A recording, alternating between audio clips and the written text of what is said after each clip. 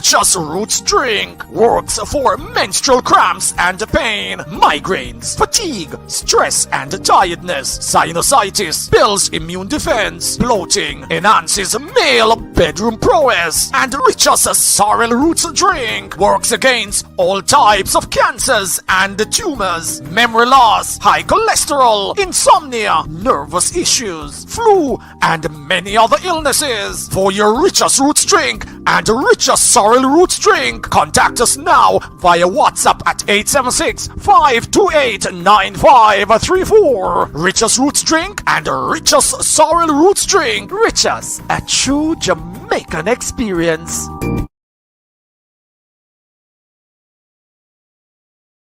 Your style and your flavor make the city rock. They must say the season come out with a bang. Coach Minzy, best round here. Remember that.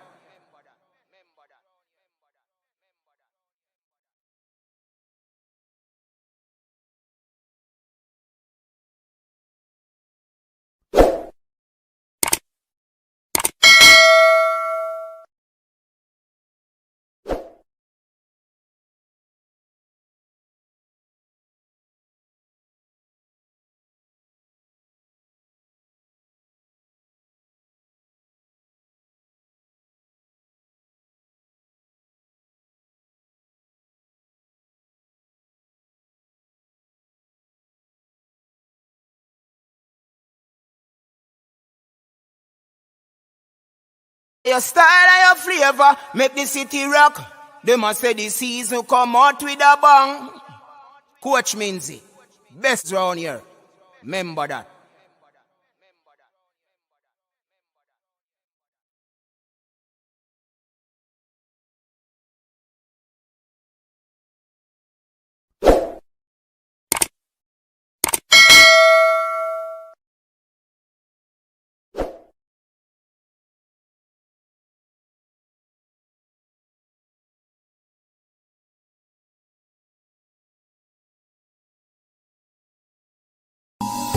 Richa's Roots drink works for menstrual cramps and pain, migraines, fatigue, stress and tiredness, sinusitis, builds immune defense, bloating, enhances male bedroom prowess, and Richa's sorrel roots drink works against all types of cancers and tumors, memory loss, high cholesterol, insomnia, nervous issues, flu, and many other illnesses. For your Richa's Roots drink and Richa's sorrel roots drink, contact us now via WhatsApp at 876-528-9534. Richa's Roots drink and Richa's sorrel roots drink. Richa's, a true Jamaican experience. Richa's Roots drink works for menstrual cramps and pain, migraines, fatigue, stress and tiredness, sinusitis, builds immune defense, bloating, enhances male bedroom prowess, and Richa's sorrel roots drink works against all types of cancers and tumors, memory loss, high cholesterol, insomnia, nervous issues, flu, and many other illnesses. For your Richa's Roots drink and Richa's sorrel roots drink, contact us now via WhatsApp at 876-528-9534. Richa's Roots drink and Richa's sorrel roots drink. Richa's, a true Jamaican experience.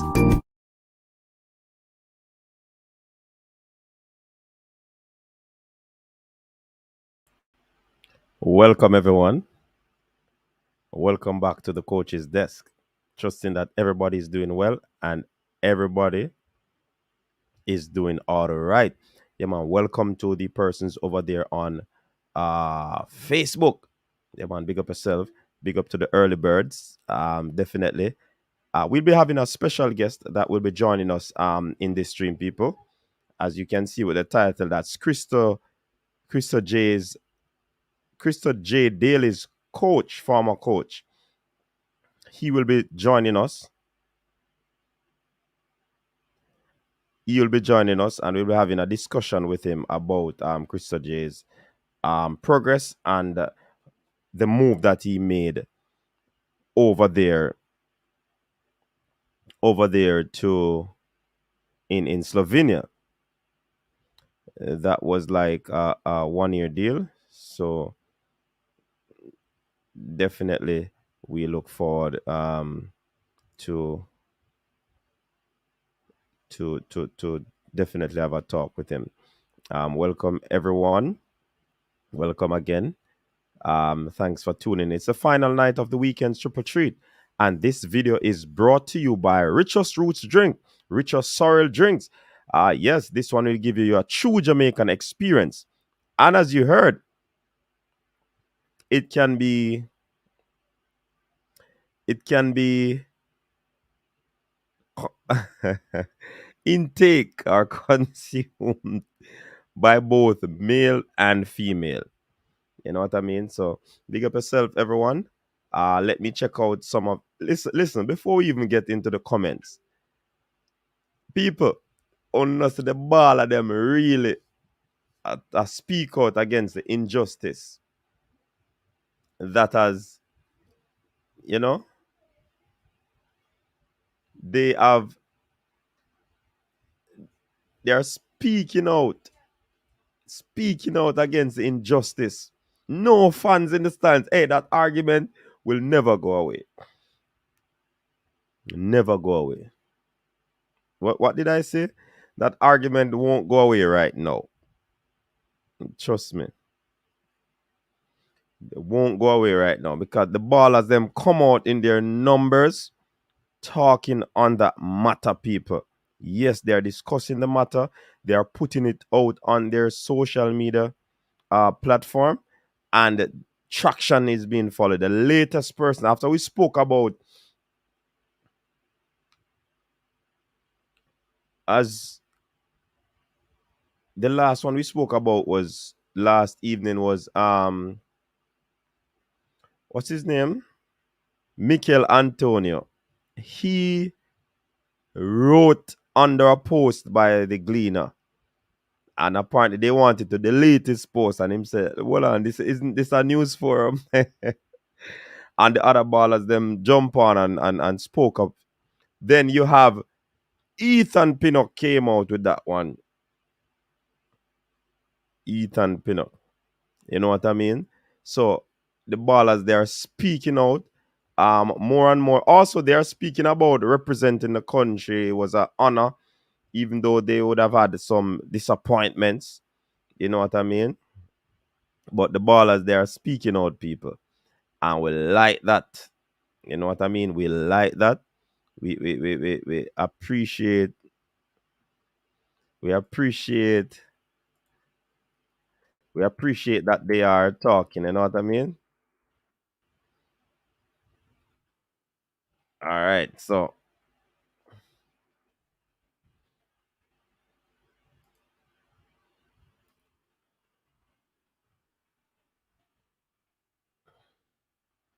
all right. So let me check out some of the comment section. Sharon Anderson, good night. Welcome to the show.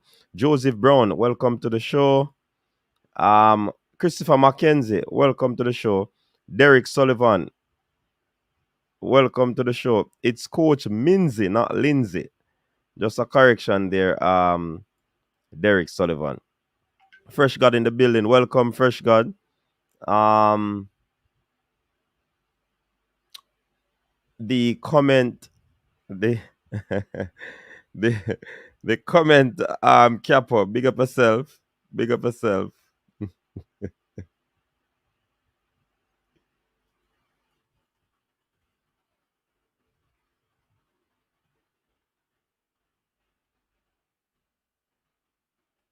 All right. Big up yourself, Fresh. All right. So people, you can also call in. The number is there for you to call in. Like the stream. That's the golden rule, people. Like the stream. Like the stream. Like the stream. J. Ross, big up yourself. Welcome. Fitzroy Reed, welcome to the show. Jason Ferran, big up yourself. Check, check. Erudite in the building. KS, coach, all the ingredients for the roots drink look good except for the sugar. Yeah. Big up for that comment there. I can make the suggestion to the producer of the richest roots drink. I hope that person is on watching to see what is happening where that is concerned, you know. Um, Fabian Full, big up yourself, big up yourself, big up yourself. So we await the coach of Christojay Daley. He'll be joining us for a period of time to have a conversation. Um,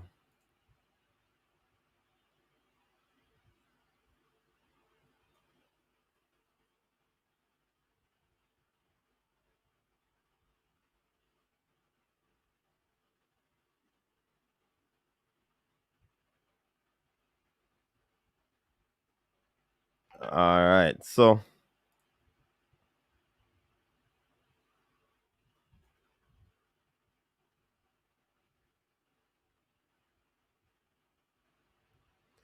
Jason said, Coach, great to see the solidarity from the players and a few more showing up. Yes, man. Definitely, Jason. It begs me to believe that the players are in one accord, and that is a good thing. They're on one page. Yeah, yeah, yeah, Jason. That's a big thing. And say head of state. You see, you see sometimes well, I like to see what is happening. Head of state drop a comment on the what's his name? Andre Gray's post and say, my bro. So you know, so the ball of them good enough. And we like that. We like to know so the ball of them good. Rico Henry run on that post. Ivan Tony. The ball of them does that roll out. Man, I ask them about passport and thing, you know. All JFF roll out under the post. You know. So we like to see what is happening. The players are speaking out against injustice. You know what I mean? And I'm like that. I so like that. Javon, big up yourself. I played with Christojay when he was a youngster. Happy to see he reached so far. So where are you now, Javon? Talk to you. You know want to go on European League. Yeah, man, a good headache for the gaffer in the future. Yeah, man, big up. Wayne Stewart, big up yourself. Big up yourself, Wayne Stewart. Big up yourself. Um,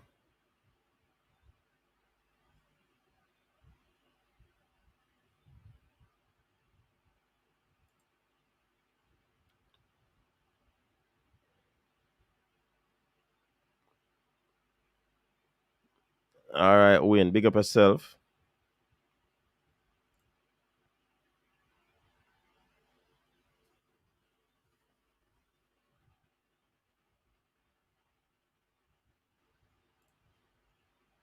Data boss in the building. Brain drain in the building. Justice we want. We want justice. And a 30. Hey, you remember that something the brain drain? 30 grand what not? Yeah. Yeah, brain drain. Justice the ball of them want. The ball of them want 30,000 fans. They don't want to media person alone. 30,000 fans them want brain drain. Big up yourself. Johnny P, big up yourself. Data boss, big up yourself again, you know. Big up, man. Respect data boss. Um, check the comment before this. Whose comment? 'Cause there are a lot of comments before that. Fresh God.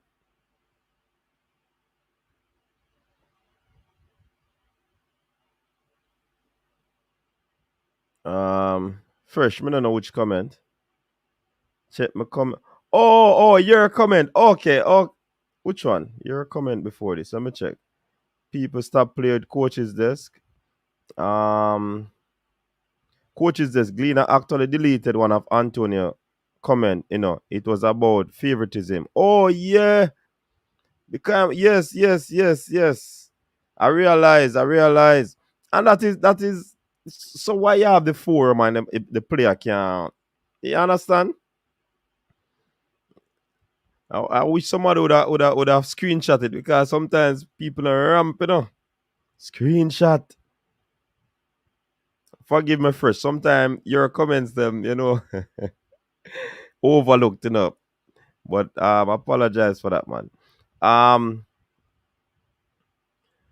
Javon said, LOL, me find out from early say me not good. I'm thinking about trying to become a ref. Okay, no wrong with that, Javon. Big up yourself, man. Charles Brahma, big up yourself. Fabian Full, coach. What you say about Ivan, Tony, and Rico Henry? Boy, me not say nothing, Me just glad say ball of them a roll out and a met nice. They want justice. They want 30 grand fun. They don't want an empty stadium. That 30 grand fun. Right, Brian? All right, people. We are having the guest getting ready to come on. We'll just giving the guest a few more minutes to sort out. Let me run through some more of the comments. 30 grand whatnot.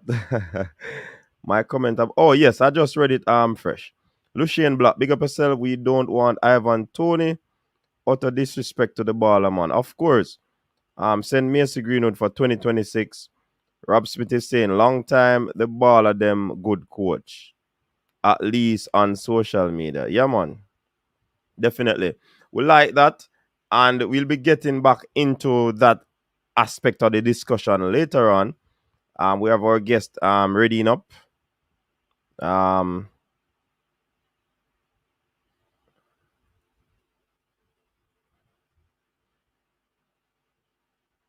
right. Just give me the thumbs up when you're ready, okay?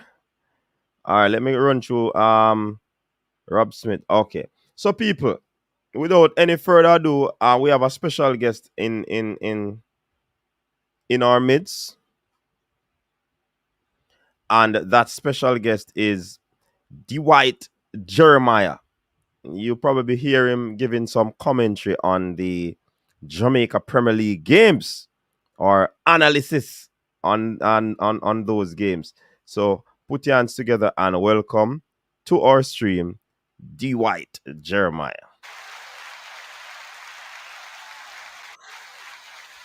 Sir, welcome to the coach's desk. It's good to be here. My pleasure. Yeah, man, definitely. We are happy that you're here as well. How is everything? Well, everything is good. I spent yesterday and today doing commentary on the Premier League. We'll be back tomorrow again. So, after 2 days of having to do 2 games each day, can be tiring, but it's okay. It's okay. We've seen some good football, so that's good. Yes. Yes, I know we've seen some good football, some good goals are being scored as well. But I think one of the issues I'm seeing though, I'm not certain if the statistics are actually proving that. But in terms of the passing, sometimes the passes are not so accurate. What do you say about that? Well, I think the fact that they're playing on the artificial turf does help the standard to be better. But I think it's about being patient a lot of times. I think when the passes go astray, most times it's players trying to make that final pass, probably a little bit too early, or a little bit too late after the passing lane has been closed or open up. But in football, the passing lanes aren't open for very long, and so you have to recognize and make those passes. And I think sometimes the decisions have not been so good, but in general, we've seen an upgrade on last season's Premier League. So we're hopeful that it will get better. And a lot of youngsters are on show, so I guess they're learning their craft at the high level. All right, yes, man, that's true. One thing I'm gonna ask you, I see your television clip is showing in the stream. We don't want to get any strike on that, so you can just shift that away for us a little bit. That is fine. I can have it off. So that's fine. Right. And your volume is a little bit low. Is there any way you can adjust that? Let me see if I can do that. Any better now? A little bit. Well, I'll just project my voice a little bit more. You know, Let I'll me just check project if. myself a little bit more. All right, no problem, no problem. Yeah, Thanks for that. yeah. All right, so yes, as you were saying, it's a good experience for them, and we as fans basically probably have to be patient because many of them they they don't train and play on surfaces like this. At this possible, well, this is the second season that they're actually playing on the this particular surface. So it definitely doesn't give them a lot of you know time to really aid with that. Now, really, we want to talk about your your magic touch, so to speak, on the footballer Christojay Daley.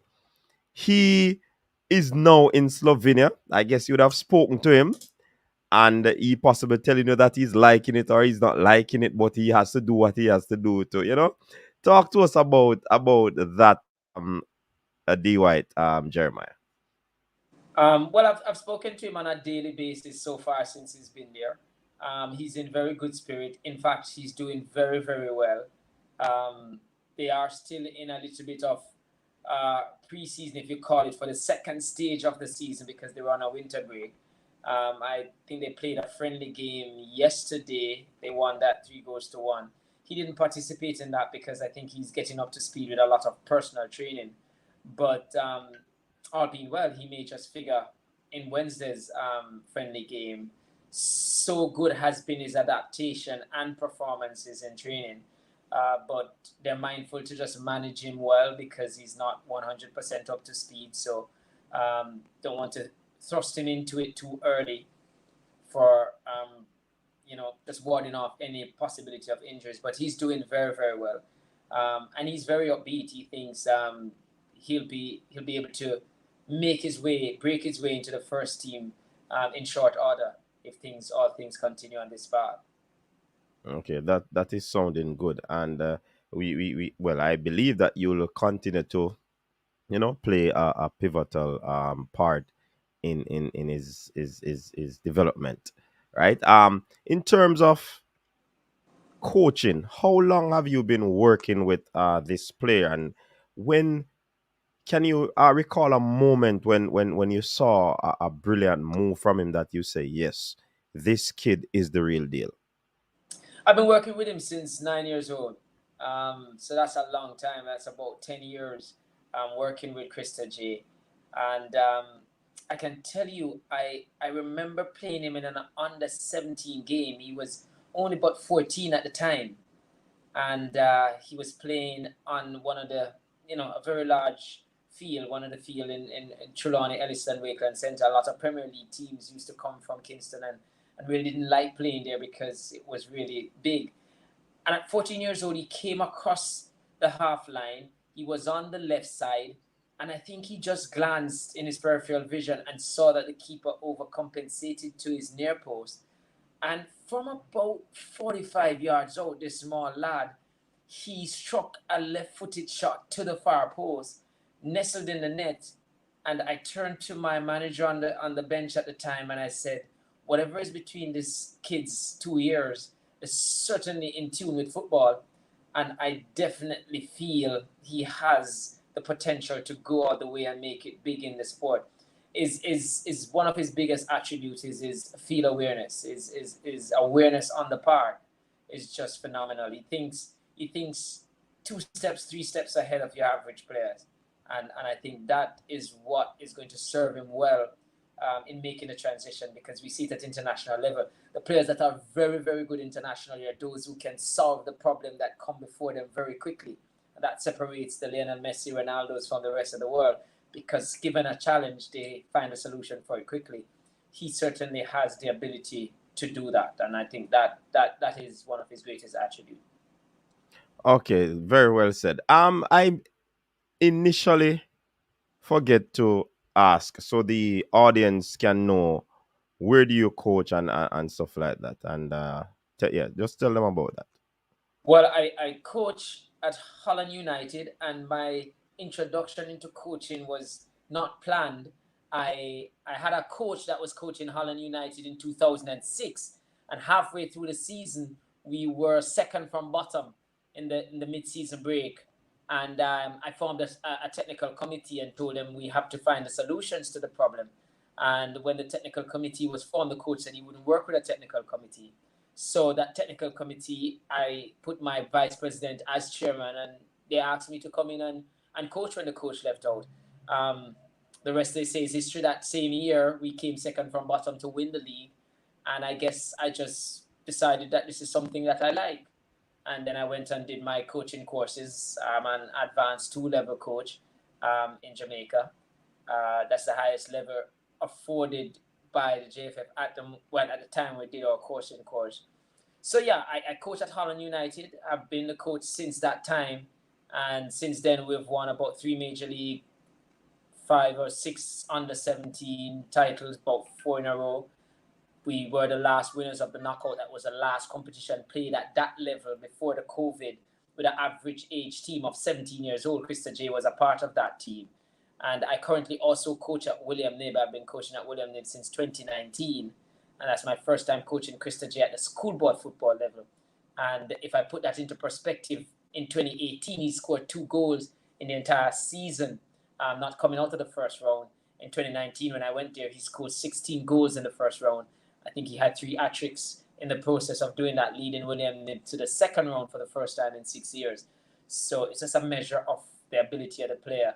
But yeah, and I've coached some parish teams, under 15, under 17 parish teams as well. Okay, so a body of work there from you, coach. You know, what has hampered Holland from making it into the Premier League? Because clubs don't, those sides normally find it very difficult to find a footing into the Premier League. What would be the hindrance that your team face presently? In truth and in fact, I've always said if growth is not managed, it can be destructive. And for me, it has to be a periodic rise. We've gotten to the Confed. If you don't have a solid base, maybe financially, then it can become difficult, because it's a lot different from going from district to district in your parish to be going from parish to parish for games. And each trip costs a lot in terms of transportation. So for me, it's about building your base. So for me, it's about organizing your club professionally, and then also trying to get your club to be attractive enough to attract sponsorship to be able to do that. Because a lot of clubs you see get to the Premier League and then they get relegated very quickly because they want to get there, but the groundwork was not done. We made a conscious decision to go very youthful in our process, and for the time being, we're quite satisfied with developing young talent, and like Christojay, looking to move them on, not just to another Premier League level, but like we've done this time, straight from a major league club to Europe, thanks to the help of Kevin Cohen, the agent that has worked closely with us and will continue to do so. So for us, we've found a niche, and that's in developing young talent. And in that process, if that youthfulness takes us to the Premier League, fine. But I think by the time it does that, we will be well organized, well developed. All our groundwork would have been done. Because that is necessary if you're not just going to get to the Premier League, but to become a mainstay there, which is what we would desire if we were to get there. Right. You made mention, coach, about Christojay's awareness and his ability to think above average in terms of regular players. This is one of the issues that we are having with or locally developed players. Is he one of those talents that really is different from the others? Because when you talk about tactical awareness, when you talk about moving into space for these players, especially off the ball movement, I think the local players are lacking where that is concerned. So do you see Christojay, as you said, above the rest, where he can, make it big time as his foot is in the water? He's getting a little bit, they're getting wet now. So you believe that he can really go the far journey? Yeah, most certainly. I don't have any doubt in his ability to do that. Technically, he's a very, very sound player. I remember when you made the under 17 team, I called the then coach and asked him, it's my player. I'd love to ensure that he makes it. So what do I need to do to ensure he improves enough so that he can be in your plan? And the coach replied to me was, Coach, you've sent me a very technically sound player. And that was massive. He said the only thing I could say about him, maybe he could have hit the ball a little bit better, but he's a bit short, so who knows? So to him, it was a very, very sound technical player, and I think that will serve him well. Christojay played Confed Super League when Holland won the competition. I must dare say that Christojay has won every competition in the parish as a little lad. He's won the Major League, the Knockout, and also the under 17 title. But when we won the Major League and he went to the Confed, I played him in the Confed at about 15 years old. And I remember playing Sandals White House. Aaron Lawrence was the coach. And he said to me, Coach, you're one of the bravest coach I've come across because you're playing this young 15-year-old at a level just below the Premier League. But such was his technique. His first touch set him up so well. By the time he would have been confronted for a player to become physical with him as a small lad, he would have controlled and passed already. And so he never got into these physical duel. I started playing him out wide so he had enough space, but I always knew he was a player that could become a number 10. But the managing of young players is critical. You have to give them time and space when they're younger, and then you integrate them into where you think they're best suited. But his awareness is massive. He knows where the space is, and he arrives at the right time. He understands that you don't go into a space to wait because you will attract their attention. He arrives at the right time. So those are attributes that will help him. Also, picking out a pass is what he's very good at. I mean, he sees things that others may not see. He tends to he takes pictures of the game. And always, if you watch him play, sometimes he drifts out of the game. I think early in his career, he was drifting out too much, but then he drifted out of games. And at that time, you could watch his head going left and right. And once he gets on the ball, he recognizes where that pass is. And without even a look, he may just swivel and pass. So I think all of those will serve him well. That awareness is something that I think you're right. A lot of our young players locally have to develop that attribute. But we're getting there. I think we're getting there. And with the coaching education getting better, I think the coaches locally are becoming better equipped to get our players in the best condition to transition. You have very high hopes for him. You think that he'll get that contract in I am Slovenia 100. and move on to bigger things. I am very sure about it, and not because of what I see working with him alone, but just how he sounds now. I worked with a player known as Lance Leng, who went to Harborview. He also represented Jamaica. Was a left-sided player, Lance Leng. And while I had him around me with two other boys at home, I noticed something with him. He was very determined to get there. He was focused on getting there. And all he could do was eat, sleep, and breathe football. Even when the other guys were going out for fun, he would say, Coach, my good man. Christojay has begun to show me that desire, that determination. When I said it was time, Chris, it was getting ready to go. And you're thinking, okay, he's going to pack up and go. So he may have a little reservation. No, he was saying to me, Coach, I'm ready. It was almost like he couldn't wait for me to call him to tell him that it was time to go. And once that message came from Kevin Cowan that it was imminent and the date was set, the boy was just ready, just raring to go. Man, and is he a one-dimensional player in terms of the position that he plays? Not at all. Christojay is very versatile. He plays as a 10, but he can play on the flank in the 11th position, playing out wide, left or right. You can put him as a point player as well.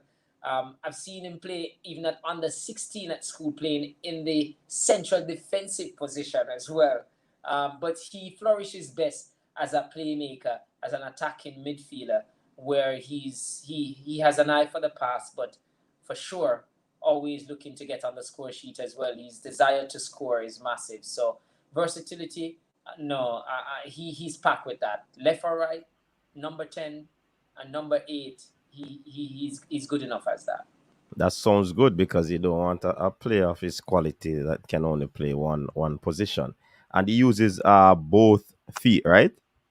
Yeah, he's predominantly left-footed, but over the years working with him, we have sought to broaden the scope where he's concerned and to make him more of a user of the right foot. But I can tell you, in the scheme of things, a left-footed player going into a team always had value, just by virtue of being a left-footer. A right-footer that can use the left foot adds value to himself. Sometimes, in the scheme of things, the left footer using the right foot helps him as a player, but a lot of times just being a left footer is a huge value. But he's capable of scoring and passing and dribbling with that right foot as well. And he's not bad on set pieces, I must say. Okay, that is sounding even better. That is sounding. We definitely have high hopes for this player, because when the youngsters move away from locally, it gives us a different, Yes. uh joy to see them moving away. And if he's like you're saying, then we're expecting him to be a player that will go very, very, very far, possibly in the English Premier League. That's the When aim. when his desire, his greatest desire is to play in one of those top five leagues. His club is Manchester United. That's the team he backs. He's That desire. sounds good enough, but I see you in your Liverpool jersey. But it's all right. It's all right. I suspect you're a Man U fan nonetheless. Once you describe or you make that lapse, a slipping tongue to call my team, that I suspect you're heavily Manchester United. I'd want to think so. But Christojay, yes, is desirous of playing for the Manchester United team. But it just goes to show, as a coach, I back Liverpool, but I infect my players with my beliefs, not necessarily these, but footballing wise, things that I think that are critical for their development. And as such, not imposing which teams he would seek to back. But certainly he's supporting of a player that I think is the best in the world, which is Lionel Messi. That is who he supports. And he mimics himself of that great Argentine. But what is critical, though, Coach, you hear me talking about Christojay's development and his early introduction into senior football.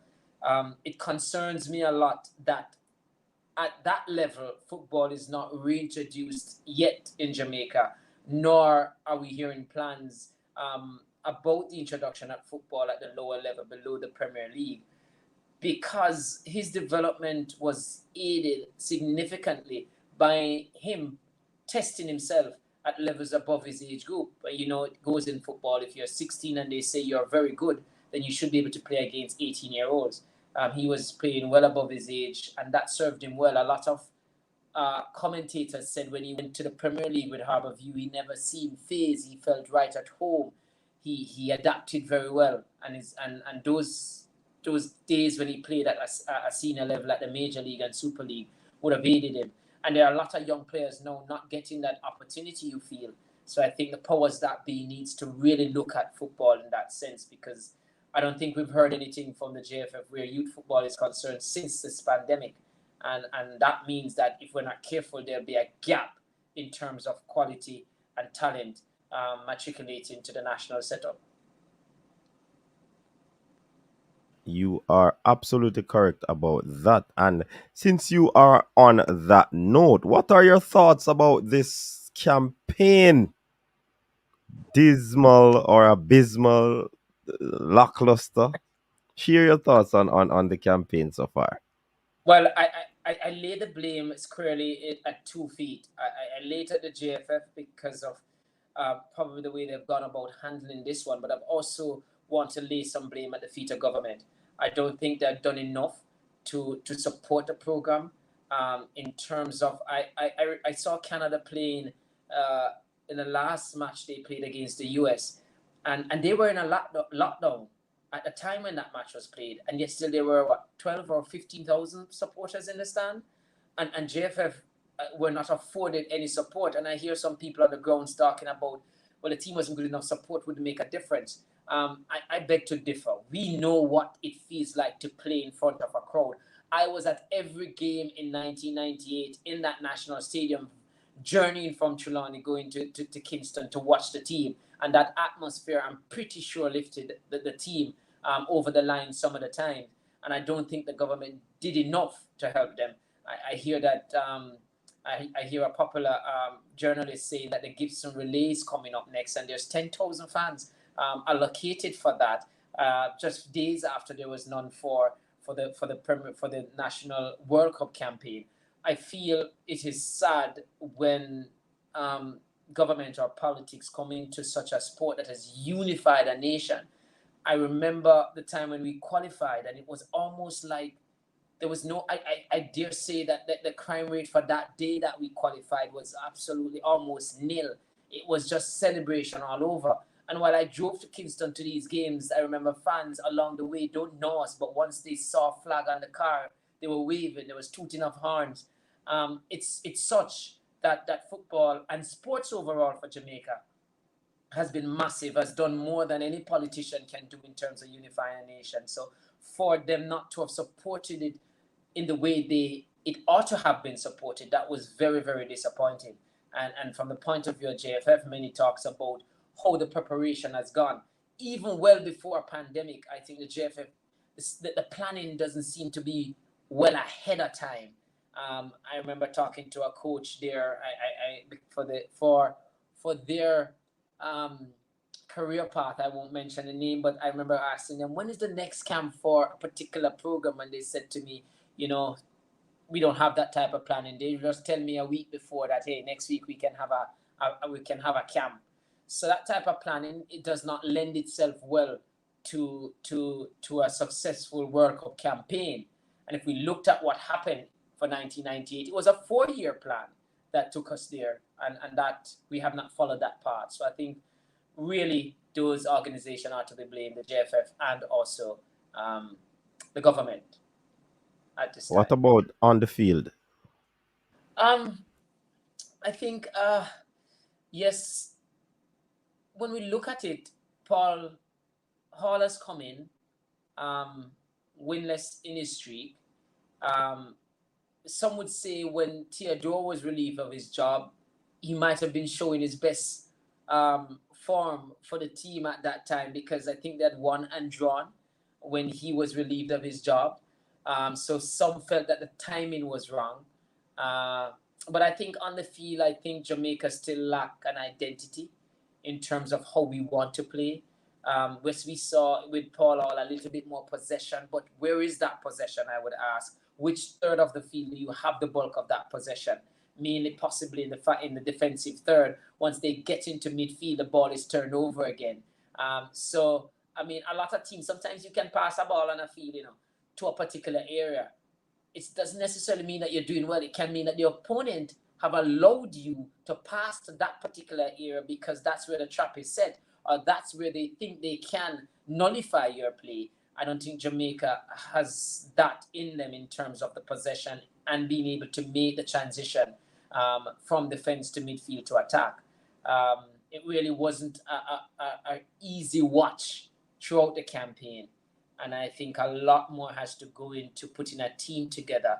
It seems like good players, and Simoes had said it when he came to Jamaica, he saw 11 quality players at times on the field, but certainly individually just doing their stuff, not collectively.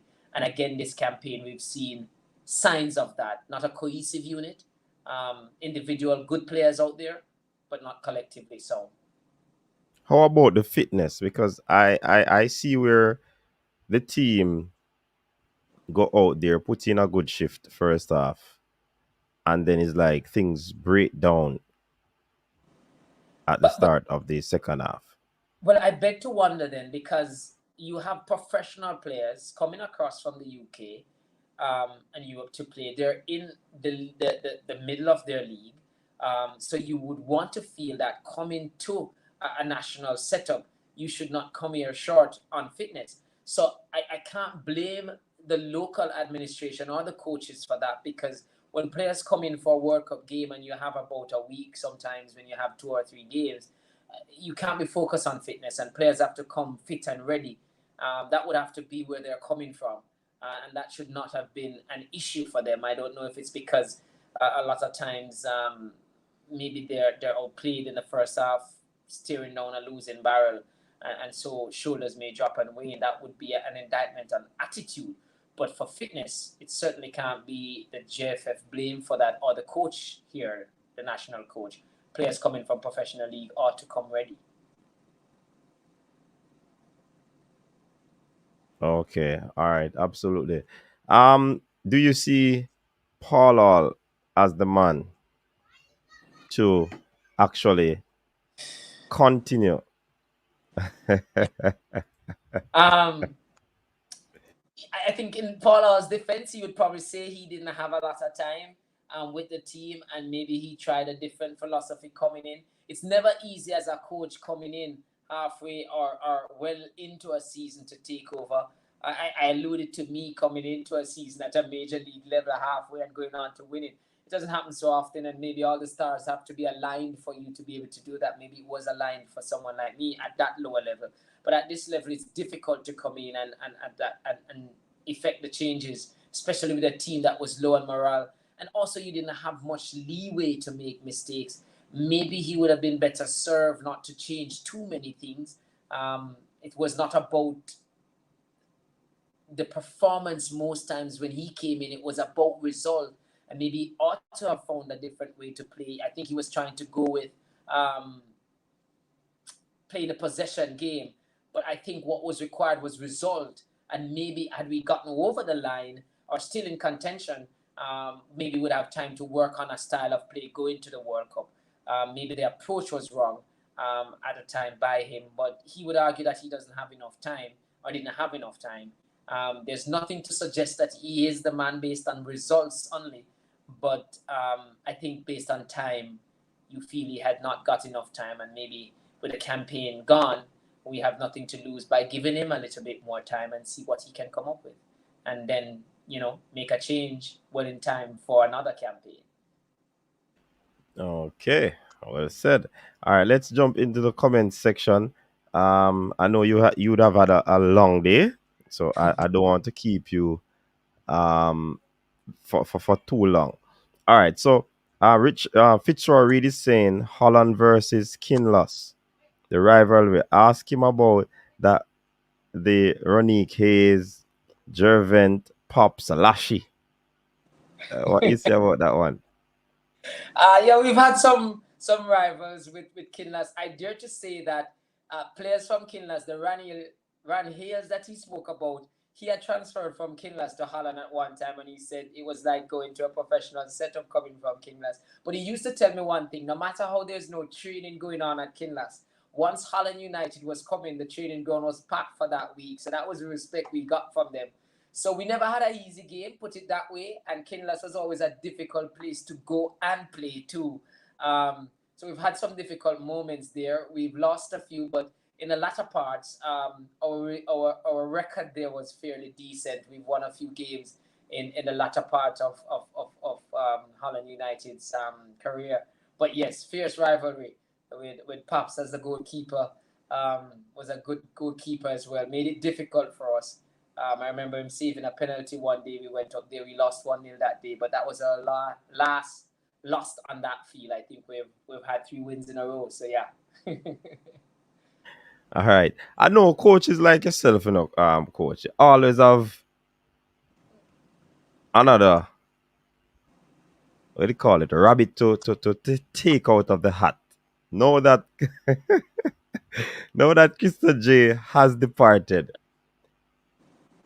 Is there someone else or some other youngsters that you are working with that you believe also will get the opportunity to leave the island to play some football?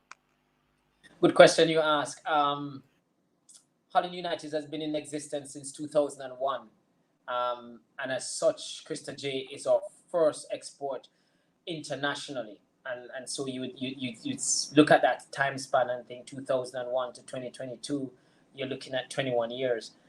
For our first one, we're certainly set up to not go that long again. In fact, what we're looking at is that every 2 to 3 years there should be someone coming down that conveyor belt, and I think we're well positioned to do so. We have Kevin that has worked with us. I can't laud him enough for the work he has done and looking to do with us again. And as such, we do have, I think, two or three now that are well positioned. I had words with them yesterday about the fact that it is not just talk. They've seen Christojay's movement, and as such, are positioning themselves to take that flight as well. One of them has represented Jamaica already at the under 15 level, and we're looking for him to continue that path and make the transition. Very good player, and we expect that he will break out of the rank. Another player that we have as well who did well for William Nib this season, also looking to come down that pipeline as well. So if we have our way as Holland United, then we could see in the next 2 years or a year or two another player breaking through the ranks and doing what we have done to give life to major league or small club. Too often small clubs have been of the mercy at big clubs, or one of my friends said semi-big clubs, Premier League or Super League clubs, who come with bullying tactics to take away their players. And I got good message from them, congratulations from the clubs in the parish, saying that they're pleased that we have championed the cause, leading the way to give them hope, to show that if they organize themselves, if they get themselves in the right position, they can make the move and not having to rely on the bigger clubs.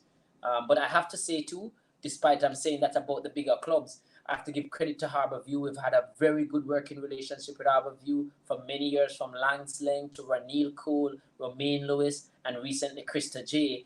It's a club that is upstanding. They're very fair with the small clubs, and I dare say that they're just upright and you can trust them.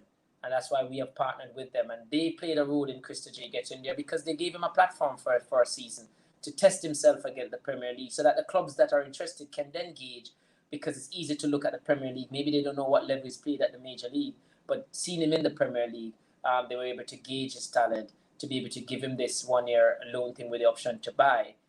So again, I have to say thanks to Harbourview for giving that, and we continue to have a good working relationship with them. I noticed you did not mention the names of the players. Was that a deliberate thing you did there? It was deliberate because, just like Christojay, he just burst onto the scene for many to see. It's best to keep it that way. Don't have too much pressure on the players or too much attention coming from outside. So we just keep it that way, because sometimes people can get into the area and make them feel as if they're there when they're not there yet. We have to keep them grounded. We did that with Christojay, and credit to him too. There are many times that schools in the corporate area came calling, other clubs came calling. He texted me the other day, said, Coach, that's one of the things that the players have to be patient. I stuck with Holland, and I had faith in the system. I could have gone, but I stayed. And in the end, my trust paid off. And I'm pleasing for that. He has a very good support system, I must say. Because he's in Slovenia now, doesn't mean that we just drop our hands. We continue to support him from a distance. Myself, his mother is always there. His dad, he has an uncle that is always there with him, continue to support him, and aunts as well that is around him. So he has a good support cast, and his friends at Holland continue to give him good wishes. So he has our full support, and we continue to give him that, because we know there will be tough times for him, and he will need the help he can get.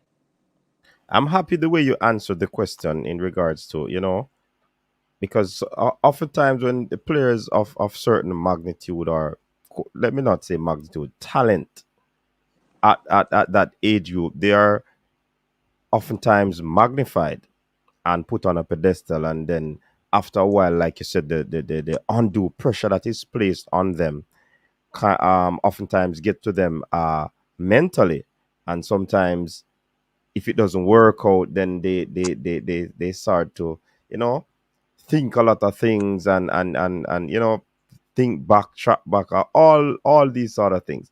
So I'm happy that you mentioned that, because we don't want it to be that case anymore, even though it's very difficult to get rid of out of our Jamaican football society. It's very difficult, because once a baller, so to speak, is up there scoring goals or doing a lot of magic in the middle of the park, they tend to laud them, the community ballers and all of these things. So I'm happy that you actually mentioned that point, to keep them grounded. That's also important because, you know, sometimes we think that it's only going to training, playing at game day, and so forth, and back to training again. That cycle. It is way beyond that, where you have to get to the players mentally. You have to teach them life skills that even will help them beyond football. So I'm happy that you mentioned that. That's a good thing that you mentioned there. Um, Devon Porter is saying this local-based Jamaican coach speak very eloquent and knowledgeable. We need more media-savvy coach like him. So that's a commendation coming from our resident coach on the coach's desk, Appreciate it. Appreciate it. I'm humbled Devon by his Porter. Say that again. I said I'm humbled by his comment. Yeah, man. Yeah, man. That is it. Um, and for persons who don't know, the white Jeremiah is also one of the Sports Max commentators. He does a lot of commentary on the Jamaican Premier League. Definitely. Let me see. Yes, Bad Breed, it is Christojay from William Nib, yes. So yes, the person said, yes, man, I'm a bad baller. Christojay is a gifted footballer that will go a far way. So you look some supporters here beginning up. There's a question from Damian McGregor. Let me put that one on the screen. How many team? Oh, I thought that question was for you. We'll look at that later on, McGregor. You always need a long-term plan. Few months can't, okay, make you a World Cup team. I guess they were looking at you commenting on Balakar. Said Trelawney, big up Jerry. You know of this person, Balakar? Well, Balakar is probably his online name. Maybe if he gives his real name, I'd know him. Once he refers to me as Jerry, obviously it's somebody who is. Somebody you know. I'll leave him to put out his real name. I'm not gonna call it out. If this guy coaches as good as he speaks, Jamaica is not a place for him. What say you? You're planning on exporting yourself? I always leave that not for me to comment in terms of whether I'm good or not. It speaks to the body of work. Coaching is a result-oriented sport. Mm-hmm. I know when I did my coaching badges, I was top of my cohort, but that doesn't count for anything as a coach. It's the results you put out. And there are many parameters by which I grade myself as success. Winning titles may be one of them, but if there are 10 bad teams in the league, one will win. It doesn't mean that you're good.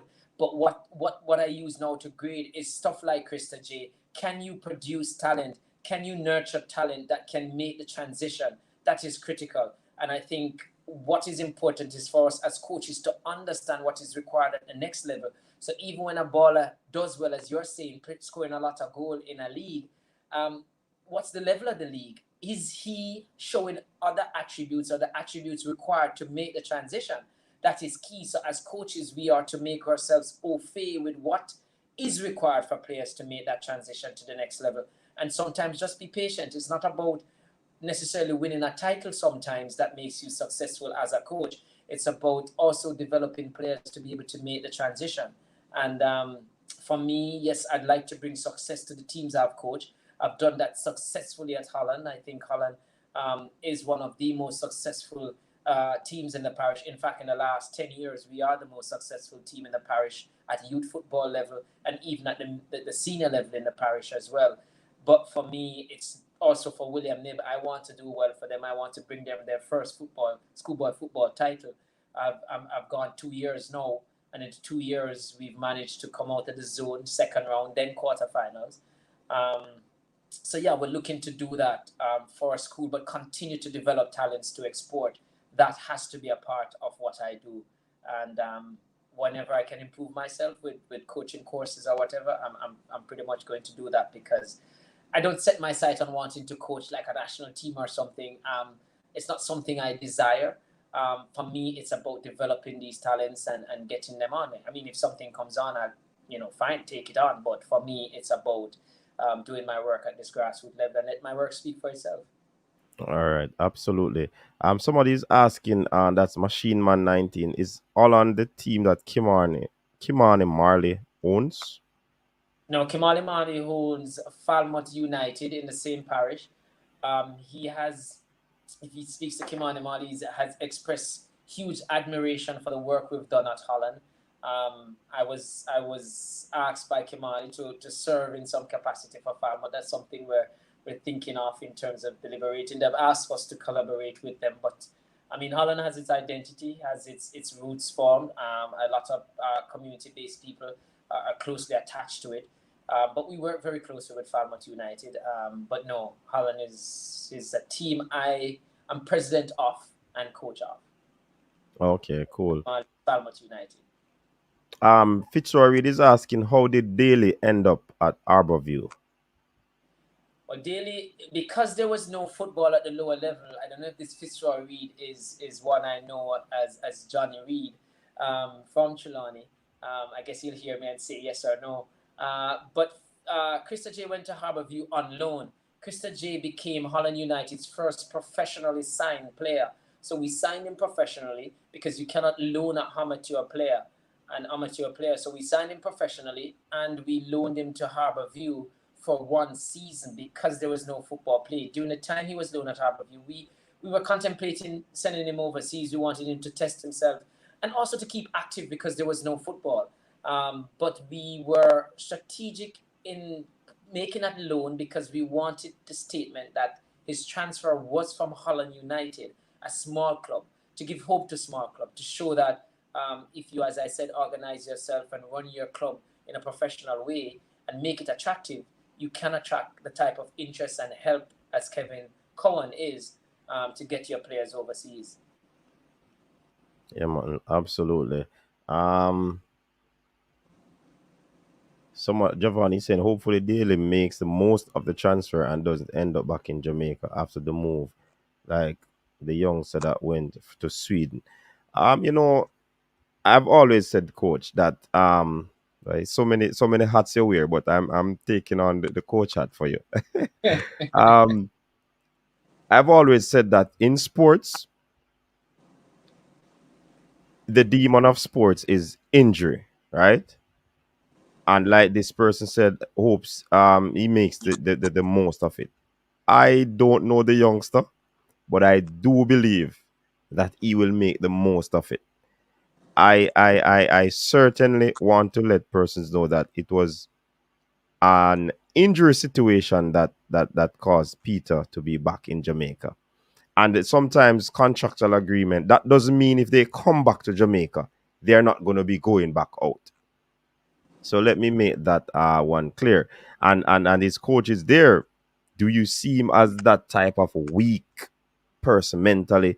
He meets up. Well, as you said, you have the support is still there for him. So I basically can answer that question.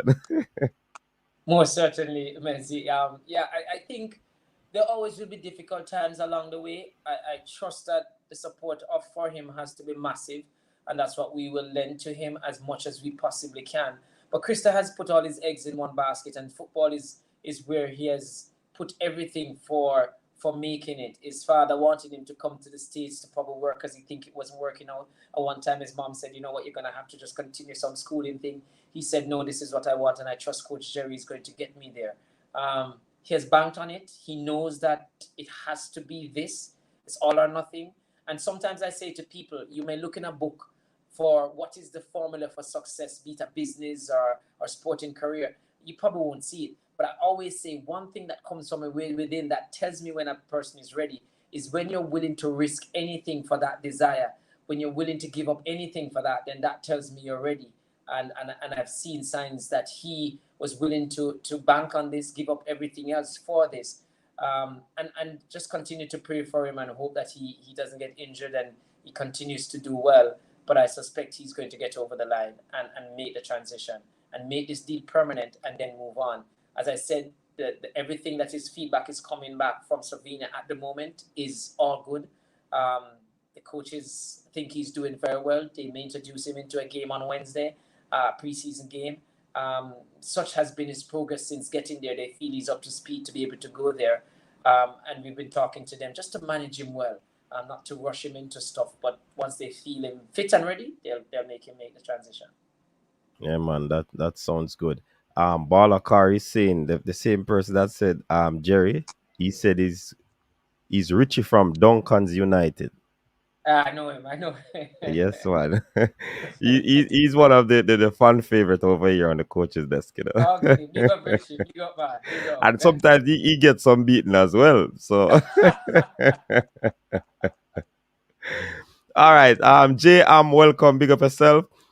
He's saying, coach, if he sees a set of local players, hold on. Oh yeah. Do you see a set of local players who we can truly start building a foundation on for the national program? Especially for one that wears the hat of analyst commentator watching the Jamaican Premier League week in, week out. Well, I have to say that maybe it's forced upon some teams since the pandemic came upon us, that we saw a lot of the teams in the Premier League. Yes. I think Cavalier, they've had that trend, Harbourview to some extent, but a lot of the other teams, I think because of the pandemic, they're forced to use a lot of the younger players. Cavalier won the league last season with young players. It goes to show that if we trust them enough, given time, they will develop once they have the talent and the right attitude, and we nurture them and give them the exposure at the highest level. It's often said that Jamaica tend to discover talent at 17 and 18. I mean, in the countries that do well, talents are discovered well before that, even before players are into double figures, and at least by 13. So I think we can only know this as a scientist myself by profession. If you're not sure, you go ahead and try it out. But every evidence suggests that if you give the youngsters more time, and my experience at Holland suggests that as well, that I'm winning Major League with under 17 teams. You give them enough time, they will develop. And with a 4-year plan, I believe so. I mean, Jamaica, in a World Cup under 17, I think after 98, we drew with France 1-1 at the under 17 World Cup. 3 years later, that the bulk, 90% of that France team went on to win the under 20 World Cup.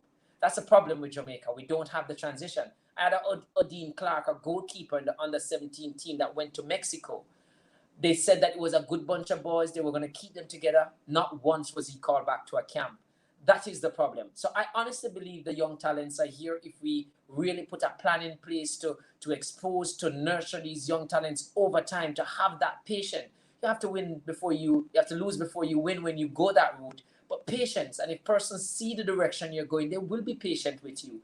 So I feel Jamaicans and Jamaica Football Federation needs to be brave and take on that route, because I feel that is the way we are going to not only get to the World Cup, but to have a sustained program that is always likely to get to the World Cup, but not one that goes there and then 20 years later, you don't get there. So in other words, you're speaking of continuity. Which is and very I think good. youngsters, we are to look at our young players, both locally and international. Christojay is only 19 and he's gone overseas. So yes, you look at your local based talent. We don't track our talent well enough here in Jamaica. So when they go overseas, they lose track of them. They need a database that tracks them and knows that these teenagers are there or youngsters are there, and continually work with them. And I feel, yes, that's the route we should take. Yes, definitely. Trying to see if I can find a question. I think there was one that I passed up here. How can the JFF hierarchy change, meaning kicking them out, the current group, and rebuild with people with fresh ideas? I guess that question is for you, not me. All right, we get back to that one later on. Oh boy. Carl Campbell is saying you really have a football brain. Sounds highly intelligent. Well, How did you get involved in coaching? First and foremost, I would assume that you're a media practitioner first. Or you can tell us the story. No, I my profession at the moment, I'm a food chemist. I work at a food processing plant, so I'm an operation manager at the food processing plant. So the sciences is what I did, and that's my profession. Sportsmax just did an interview when I was coaching a Trelawney team, and in that interview, they just interviewed me as a coach. And I think later on, about 2 years later, I think they were looking for persons locally that they feel could do it at an international standard. And Phil Riley at Sportsmax gave me a call one day to say that would I be interested in doing an audition? And I said fine. I went up against a person who went to Carmack, and maybe 3 weeks later, he called me to say you're top of the audition. And so the rest is history. I'm here doing schoolboy football, was where I started out, transitioned into Premier League, and recent to a good position as an analyst for them, doing well. So Sportsmax have given me a good break. It's a huge platform. It's the largest thing in the Caribbean, beam into North America as well. So that's why I got into it. So the first commentary I did was a game at Stadium East with Kingston College. And when I came out of the box, someone said to me, how long have you been doing this? And I said, this was my first one. And he said, you're kidding me. And this was a student at Carmack, that school that prepares media persons. So I think sometimes some things are natural. I try to improve myself, but I always give credit to Phil, who saw the talent, Phil Riley at Sportsmax, but also Sportsmax on a whole for giving me the opportunity to do this. It's like, it doesn't feel like work. It feels like an extension of play. I enjoy football, and it's something that I wouldn't turn down even with my current job.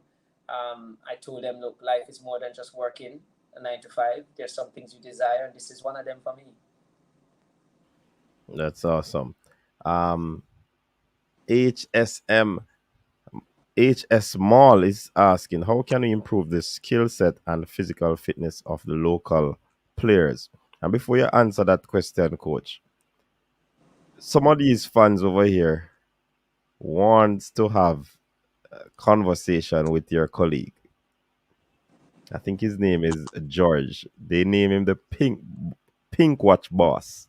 You George So I Daley. don't know if you can persuade him to jump on one of these nights so we can have a little talk with him. Because trust me, I'm doing commentary with him tomorrow, so maybe I'll just when the opportune time comes, just mention it to him. We're both doing commentary tomorrow. yeah, man, that would be good. All right, you can go ahead and answer the question now. That's on screen. I think the first thing is for us to understand what is required. I must say though, because I was using my tablet all day, I see the battery going down, so hopefully will last the entire time that I'm here. But the first thing is to understand what is required for the players to be able to be at an international standard. Like we say, sometimes we put up with mediocrity. Sometimes we are, as coaches, just all about winning. And so when we win a competition, it doesn't mean that our players are well developed, and sometimes we sacrifice or compromise the technical aspect of the game just to win a game. I think we have to be more focused on developing the technical skills. So maybe at the grassroots level, the lower level, the youth level of football, under 13 or such, you don't really play for a title. You just play throughout the season. So it's not about winning, it's about developing talent. So you play, but there's no winner at the end of it, in a sense, at those lower levels. So you focus more on developing the technical attributes of the players, because that is critical. The basic. Look at Barcelona when they dominated the world. Yes, they had a Lionel Messi, but what were they doing to dominate the world? Pass and move, which is basic in football. So sometimes we don't focus on that enough as coaches. So we have to do that. And the coaching education side of it has to, the more as coaches we develop ourselves and understand the game and get international exposure as much as possible. There are plans for me to possibly go overseas as well for maybe a week or two at some club, just to observe the setup as well.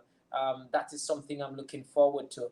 I did some work as a liaison officer way back with the US under-17 and Canada. Being close to the setup, you get the thinking of these international teams and how well they do.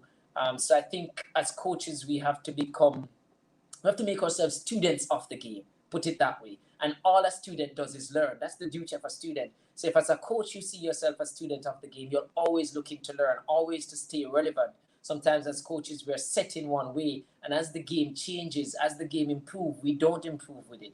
We have to do that. And because we are entrusted with developing these talents, it has to start with us as coaches being better equipped to develop these talents, knowing how to go about developing and what is required and the latest technique and science in helping to develop these players, both technically and physically.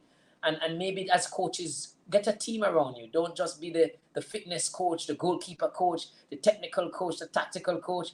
You get technocrats in these fields to work with you, but you have to set yourself up and your club up in the right way. And once you get those around you, trust me, it will help. I've worked with physios and nutritionists and physical trainers, very good ones, and you trust them. They're technocrats in the area, they're the experts, and you trust them. You in your coaching thing, you get some of those in your coaching courses, but you work with these people. And if they say a player can only do 10 minutes, then you give him 10 minutes.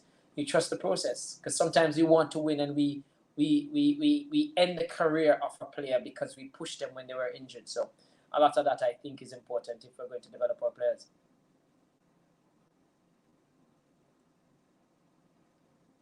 I've lost your audio. That is so true. I totally agree with you on that.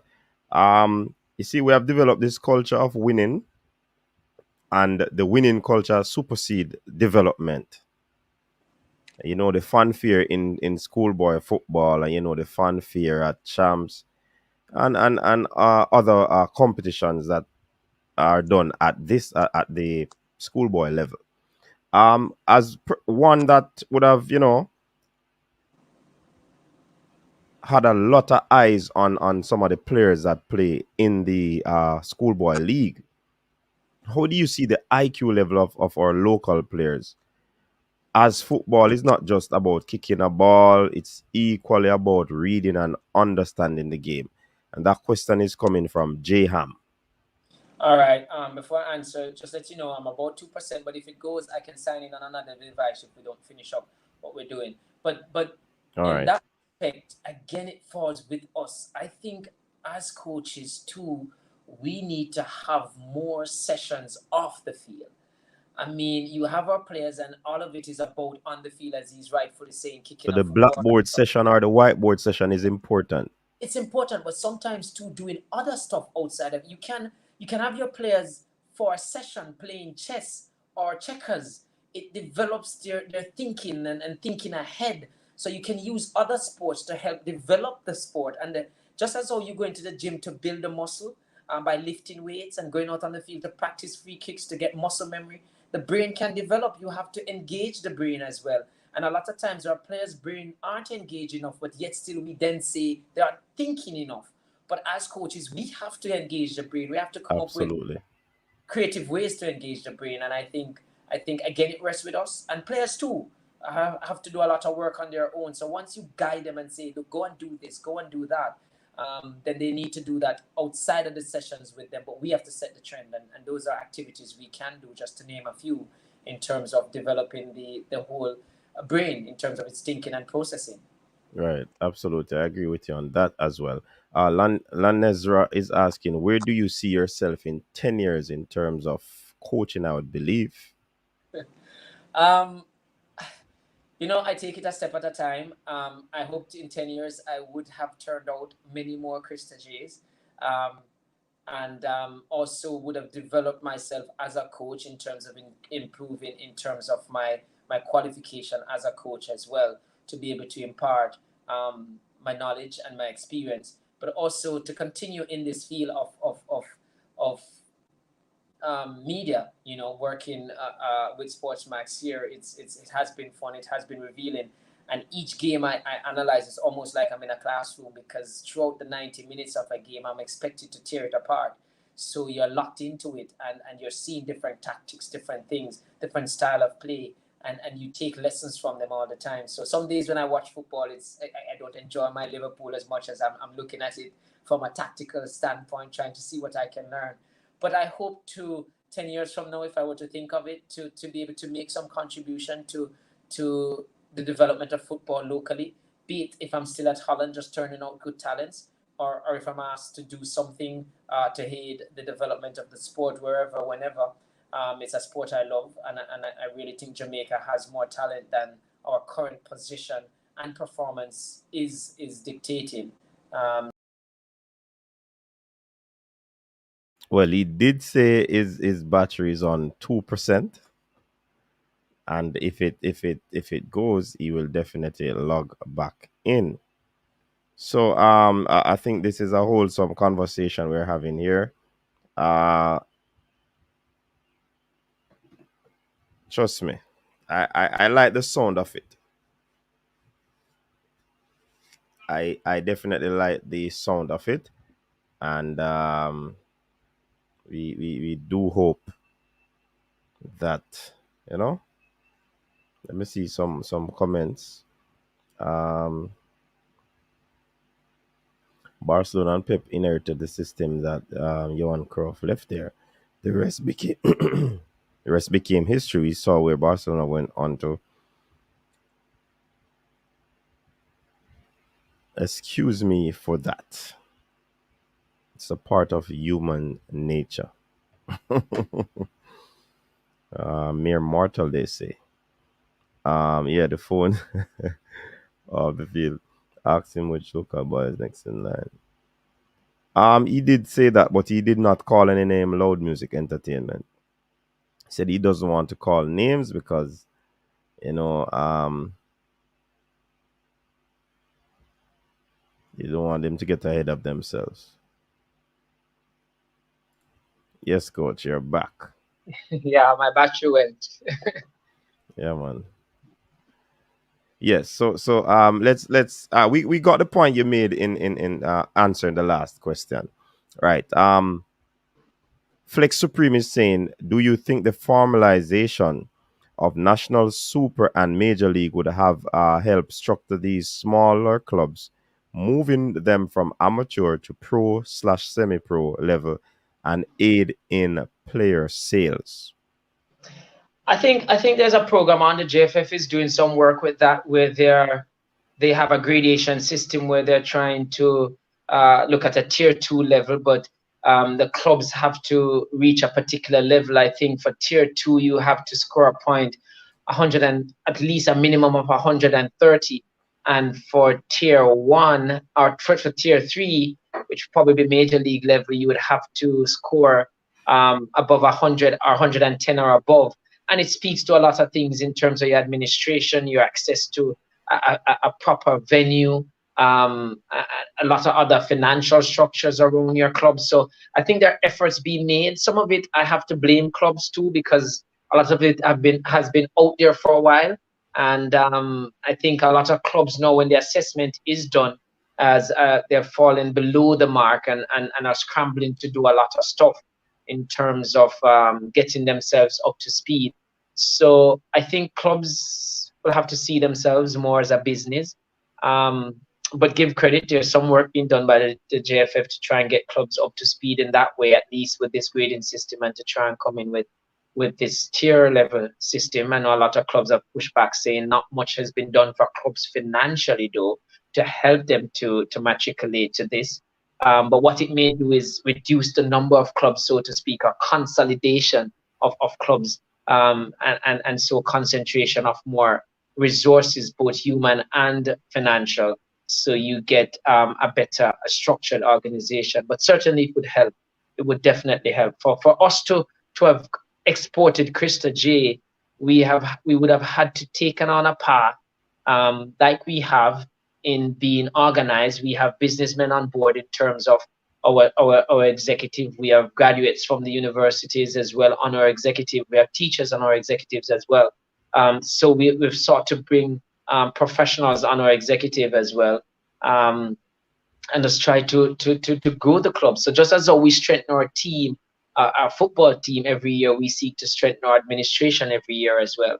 And that has put us in a favorable light to attract the attention of a Kevin Cowan, like I said, the agent that has worked with us in getting Christojay over there, and help us to understand even better what is required in the international market. So the answer to that is yes, that would help.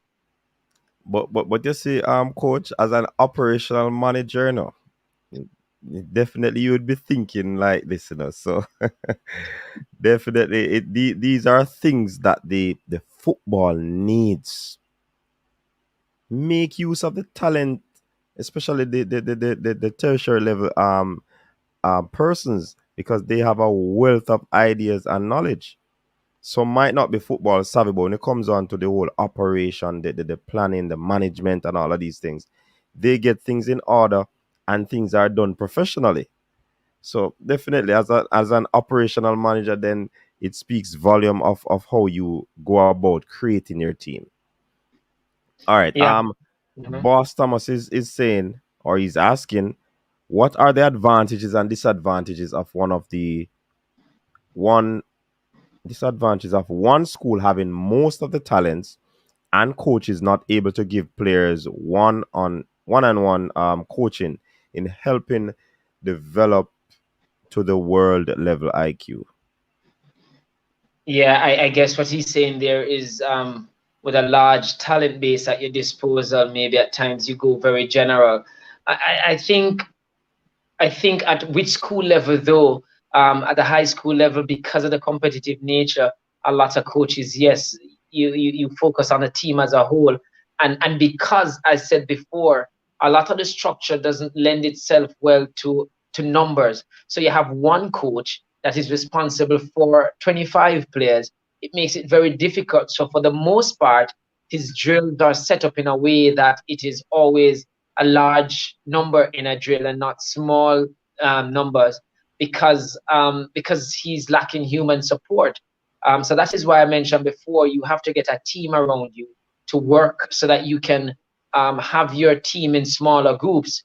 Because if there are 10 players on a field against 10, the likelihood that the frequency with which each player touches the ball significantly reduces, as opposed to if you have a 3v3 side game or a 2v2 game. You get more touches, more chances for the player to develop his technical skills.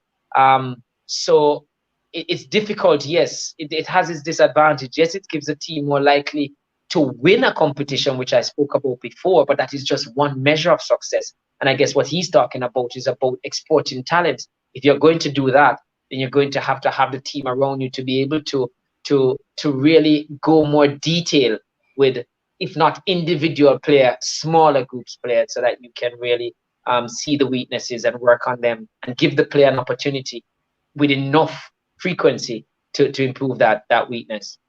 Okay, great. Do you know the name Leonardo Rennie?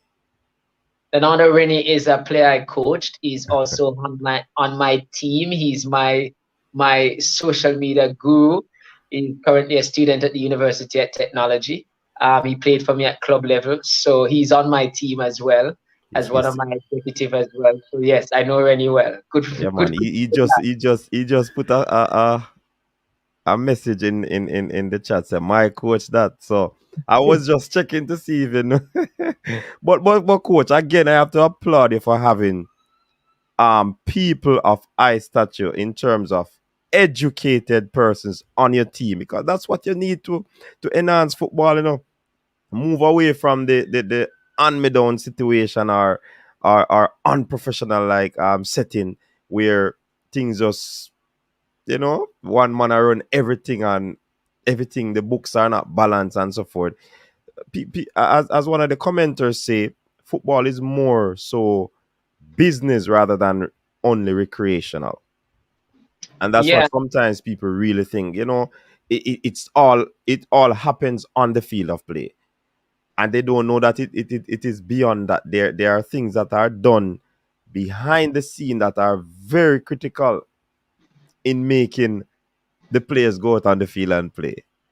So I like the approach that you have taken, and I am happy that we are going to have a digital library here where persons can come on and watch this interview and see that football need the brightest minds, not just in administration, but also in the coaching of football, because it is important. I believe that wholeheartedly, that bright minds are needed in coaching as well. So that is something that I really, really, really admire there. Stone Love is saying, please ask coach's recommendation the way forward for the national program in terms of philosophy. I mean, you really can't give an opinion on philosophy, but you can probably tell them the way forward because everybody comes in with their own philosophy.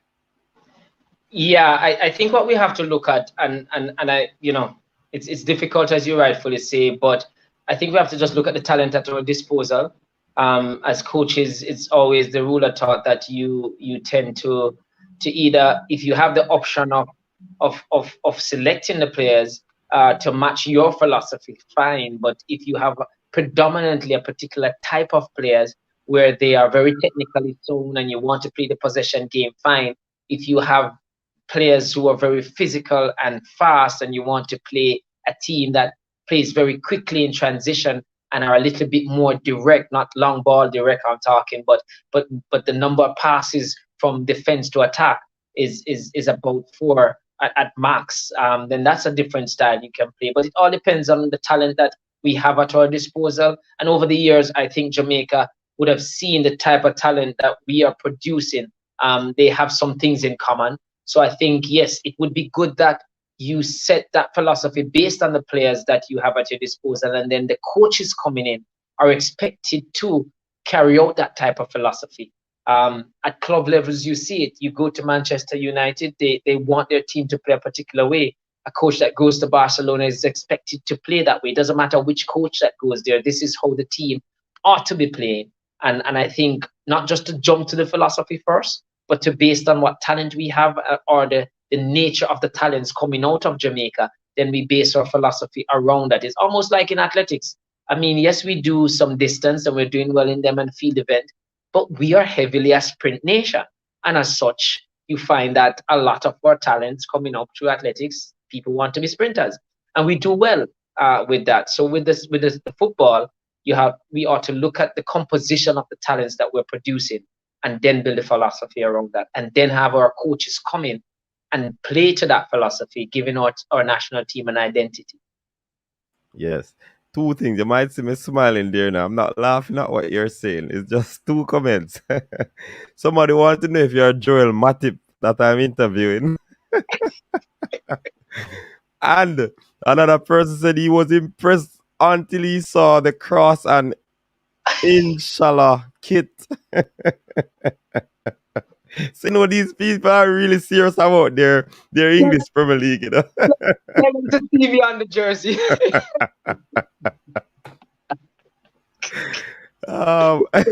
These people are the best around here, coach. I tell you.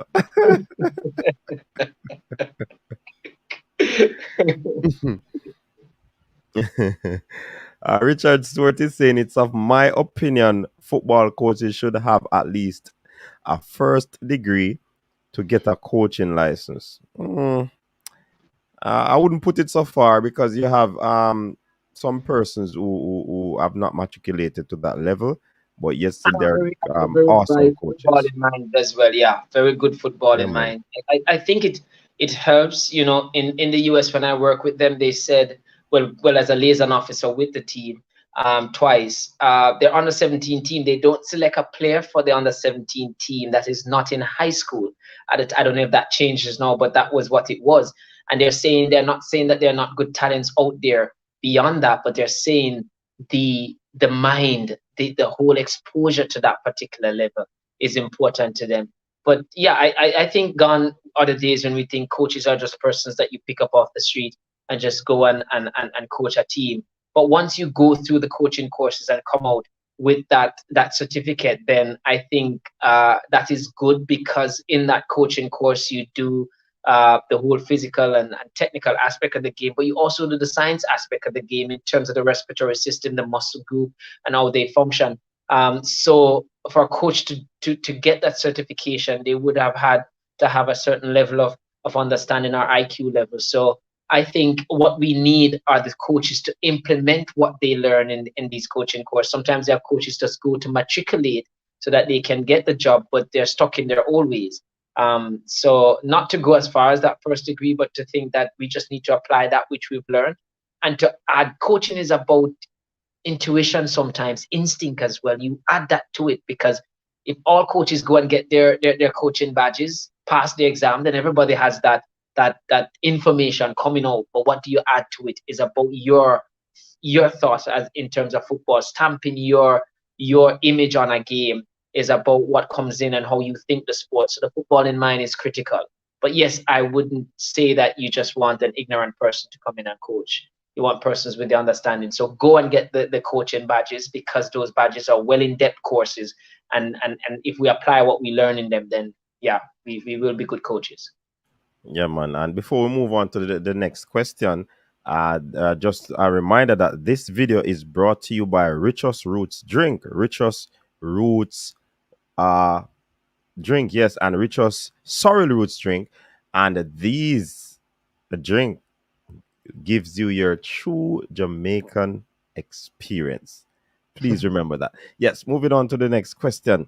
How hard is it for your club to get sponsor? Well, it was a difficult task when we started out, but I must say a lot of it hinges on how well you organize your club and present your club. And you have to, at our level, be more diverse than football. I remember Holland United ran an education program and an accommodation program as well. So we had remedial classes in the evening, and it was not just our footballers who came there. There were just students from within the community that came to this homework session. And we taught every subject there. We had an accommodation program, and Lance Leng, which we spoke about before, he lived at our house there. I lived with about, over the course of that program, we had about 10 boys passing through my home of no relation to me. But that was a part of the accommodation program. So what we found out when we go to look sponsors, there's some sponsors that are more in tune on education. Some are very in tune on helping youngsters getting themselves back together in life. So they support those programs, which gives you spill off to help your footballing program. So when you have a more diverse program, not just about football, then that helps you attract sponsors. I remember there's a boy who, Yannick Belvit, was on the street for 2 years not going to school, and he came to that remedial class, and his mother said to me a day after, "I don't know what you said to my son, Mr. Jeremiah, but this is the first time in 2 years that he has expressed a desire to be back in school." He had gone back I helped him to get back in school, get support from credit union in Falmouth, my own company, King Pepper, that I work for, Trelawney Book Place and others, and I got him back into school, and he left school getting physics, maths, and biology as well. And this was a boy on the road for 2 years. Such was our work that we got an award from United Nations. I got an award from United Nations for volunteerism. So the diversification helped us to attract sponsors. I'm not saying it's easy, but you help yourself when you make the outlook of your club different. And as such, that helped us to cement our place in the parish of Trelawney as a major force, Holland United.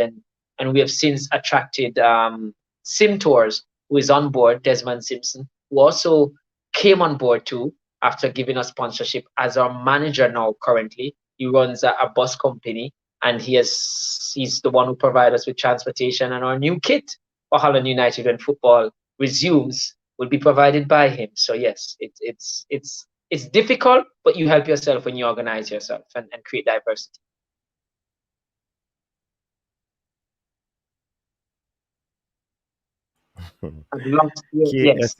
KS is asking a question. You know, because I am so disciplined to always mute the mic whenever I'm not speaking. Okay. So sometimes I forget to to unmute. So KS is asking a question. Given your vocation, how do you get the time to coach? Do you shortchange your athletes? Of course, you're an analyst, and also you go overseas for coaching courses, etc. So that person wants to know how you do all of this to given your vocation.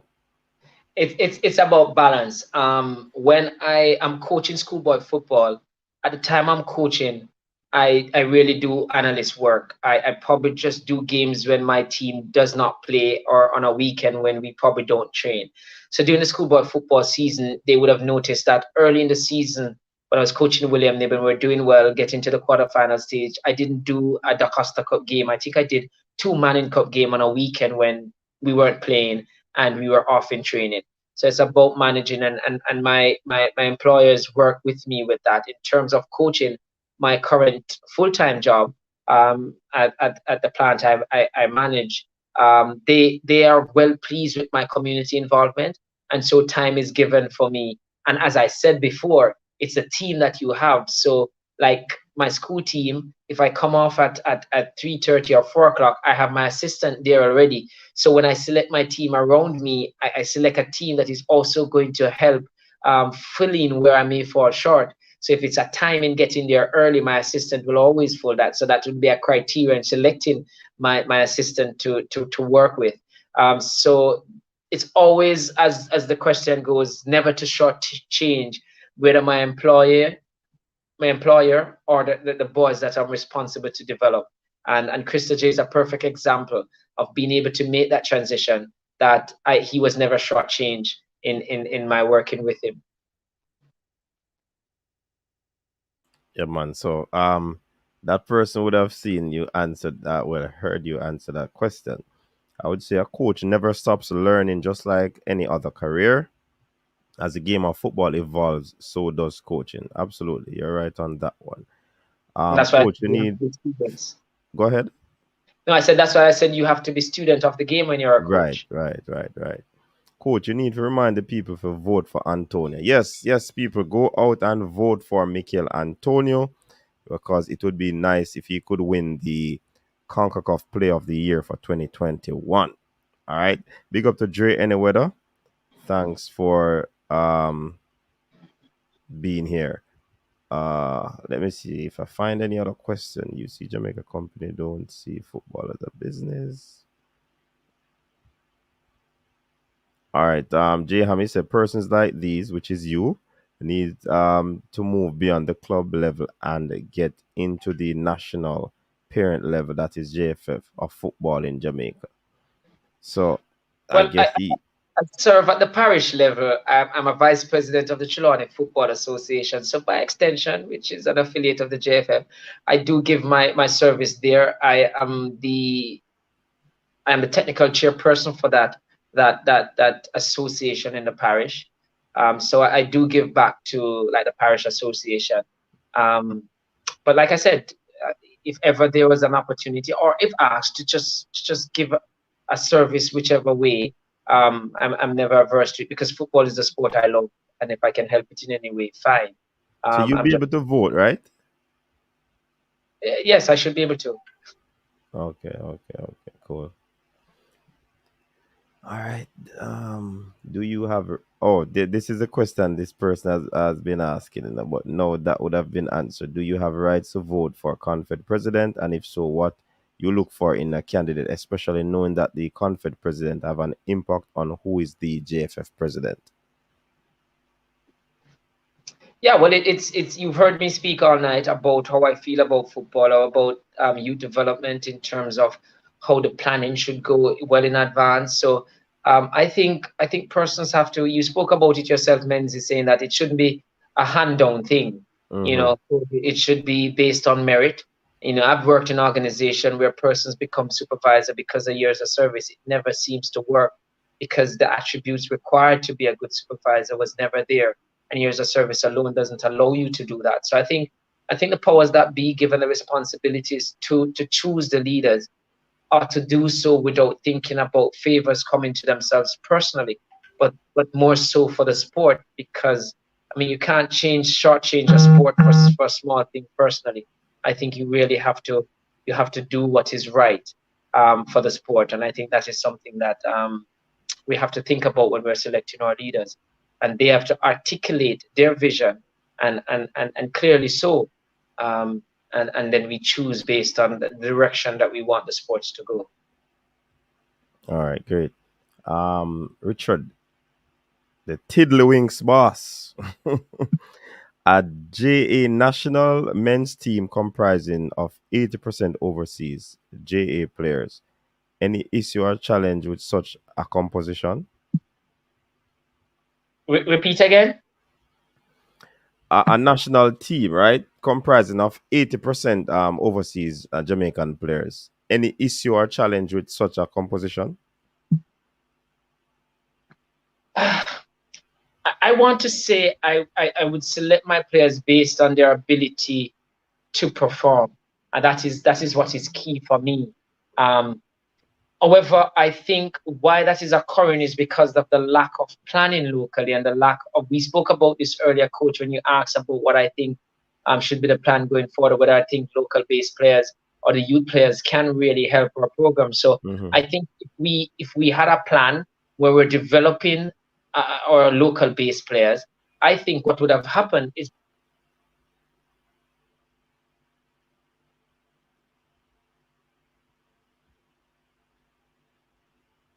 He has frozen.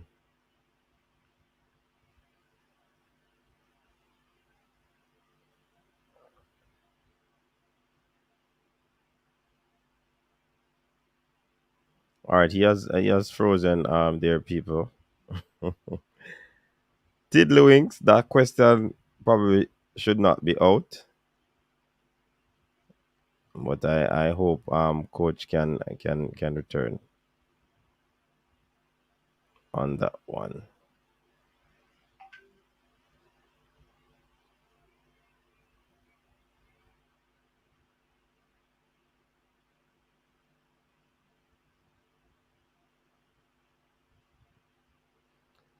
All right. So Tiddlywinks, you see how long you're there, and as you ask a question.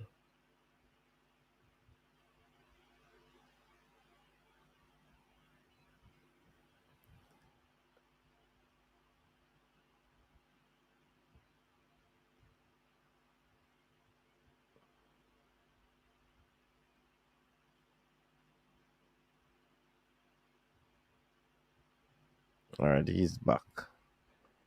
All right. Yeah. Yeah, man. Some internet issue there. Yes. Yes. All right. You were answering a question. Yes, I don't know. It looked like the internet went out. I'm in the hotel room here, so I don't know. Something might have gone out. But um, uh, now I was saying that if we had the succession planning, it would not have been a case of whether it should be 5 or 10 overseas players. I Mm-hmm. think we would have had a base locally and developed these local base players to be of the standard to be able to compete internationally.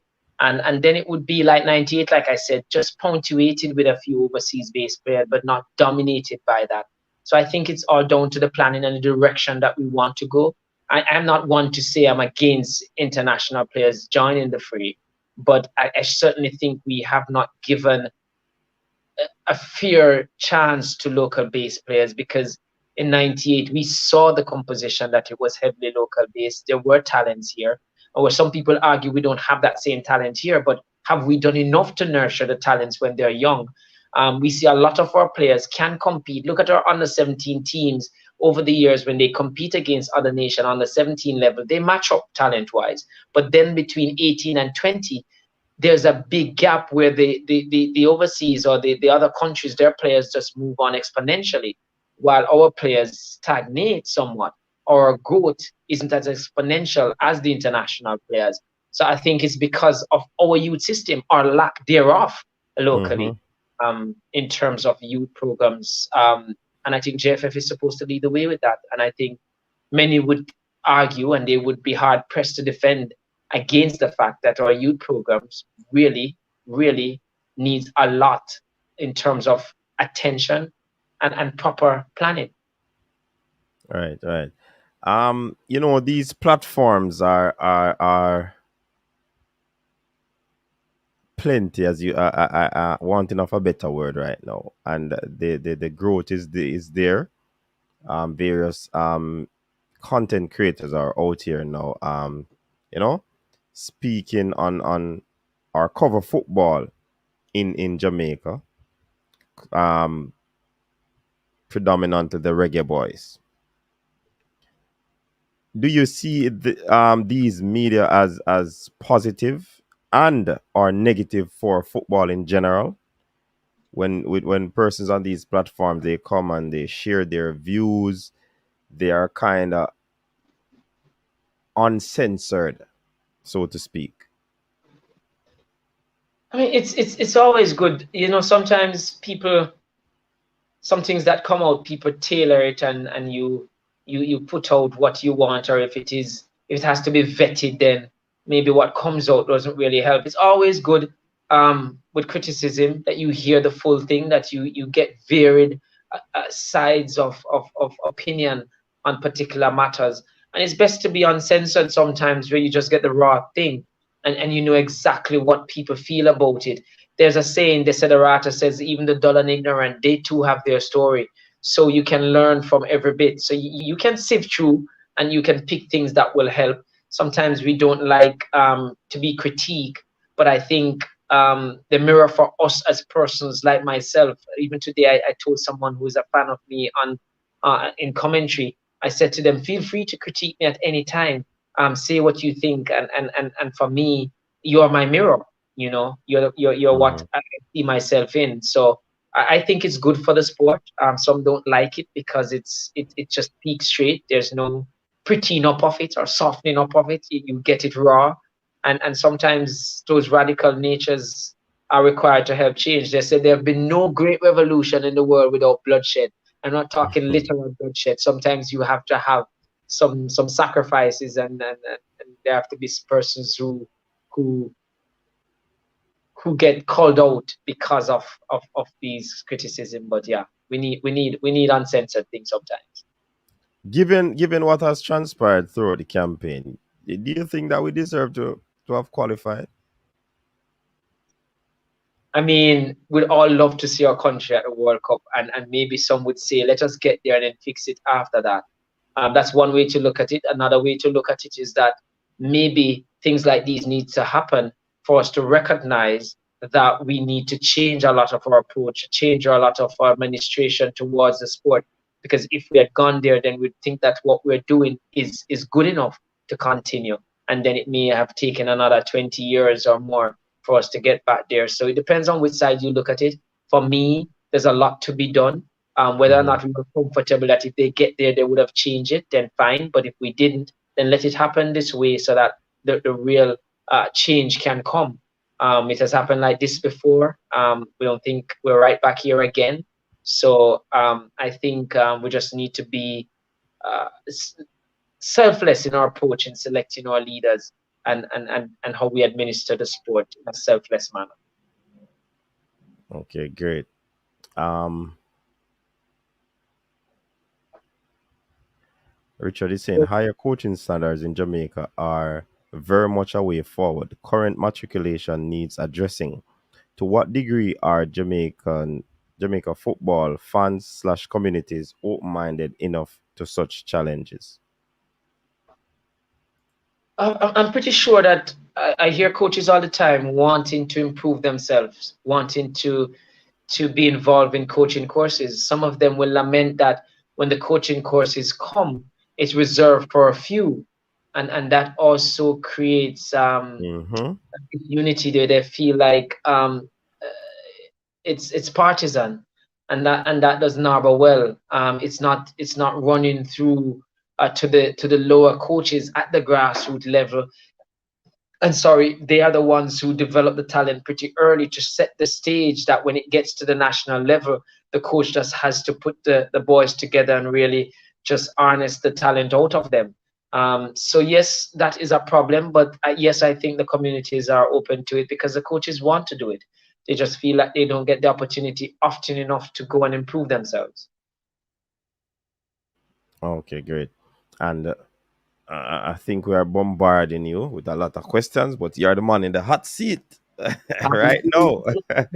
As a I see it's gone to the national side. There's yes, yes, yes, because if you know well, the fan base they love the team, and yes. anybody I bring on, they want to know what went wrong and stuff like that. So the other question is, what do you think? Well, I think you had answered this question about what went wrong throughout the campaign.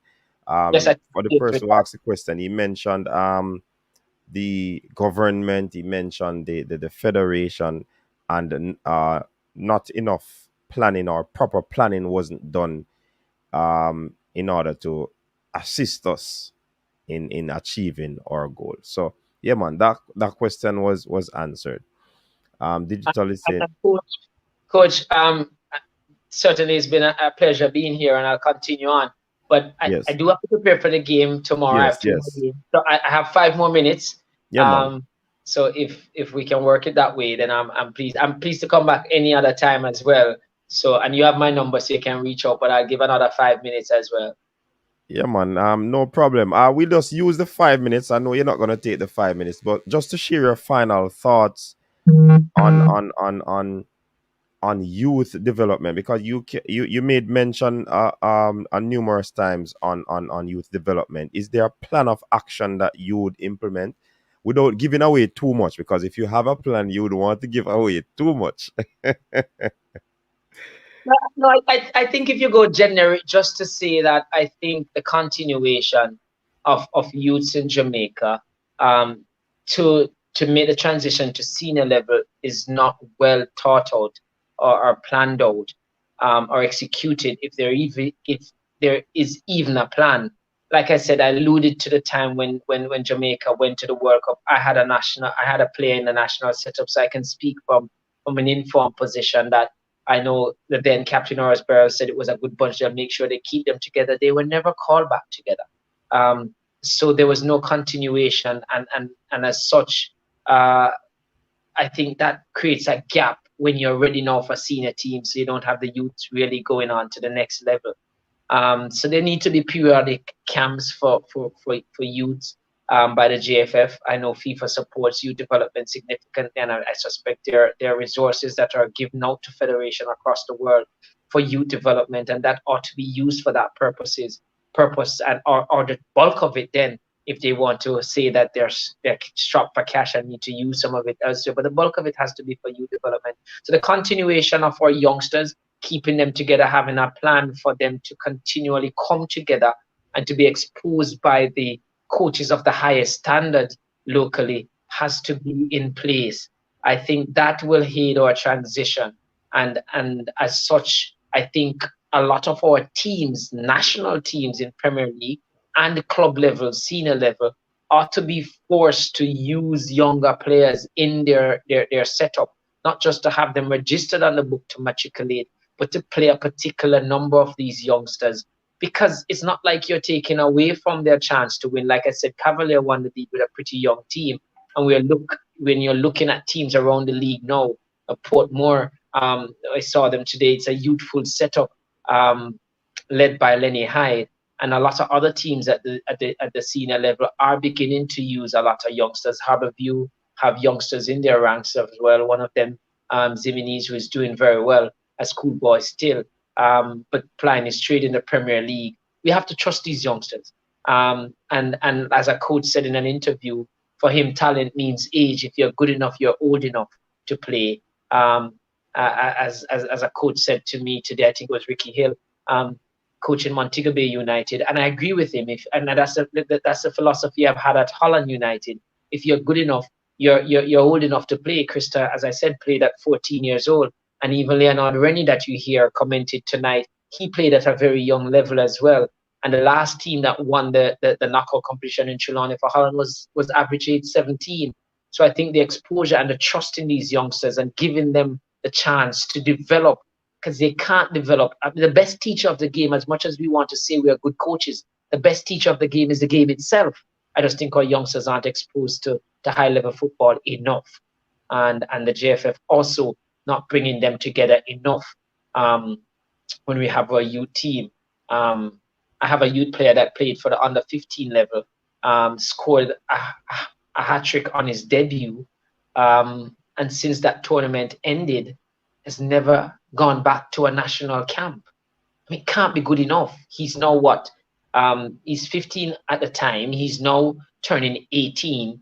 3 years on, he has not gone back into a camp with a composition of the best talent in his age group to compete and develop. I mean, that can't be good enough. Yes, absolutely. And we really thank you, Coach Jeremiah, for being here to share your wealth and knowledge with us. Definitely. And please remember to talk to your colleague about linking up with the coach's desk, because this one would be epic if he ever shows up. Tell him that he has a lot of fans over here that all right. Put all fun and joke aside, though. We definitely would like for him to come on over here if he can Hmm. and have a little talk. But we really appreciate you stopping by to talk about your player that you would have coached for a period of time, Christojay Daley, who is now in Slovenia. So we big you up on that, and we congratulate him again. And like you said, he's a very good footballer, and we are looking forward to seeing him doing a lot on the European circuit. Enjoy the rest of your evening, get some rest, and make your preparations for the game, because we'll be listening to you giving your commentary on the games. All right. It's been a pleasure being with you, Coach. And like I said, anytime you reach out, once time is mutually available, then for sure, be more than willing to share my thoughts. And big up to all the persons who watched tonight and made it a good show and send their questions in, and also to all my colleagues who different medium of always we bounce things off each other. So I'm a better coach because of my colleagues as well. But again, I leave you with this, and the clubs out there, as small clubs, you don't have to necessarily be in the Premier League. You need to just find your niche, and you can be successful and flourish. But there's hope for us if we just see it as a profession and a professional state we set our clubs in. All right. Yeah, man. Big up yourself. And your new name over coaches desk is Joel Matip. The people them say you resemble Joel bona fide. So when you come over here, you are Dwight Matip Jeremiah. Yeah, man, when I comment on it, when I'm not and I join in and I comment, I use that as my coach's desk name. Yes, yes, yeah, man. All right. Big up yourself, man, and enjoy the rest of your evening. All right, boss. All the Yeah, man. best. Cool.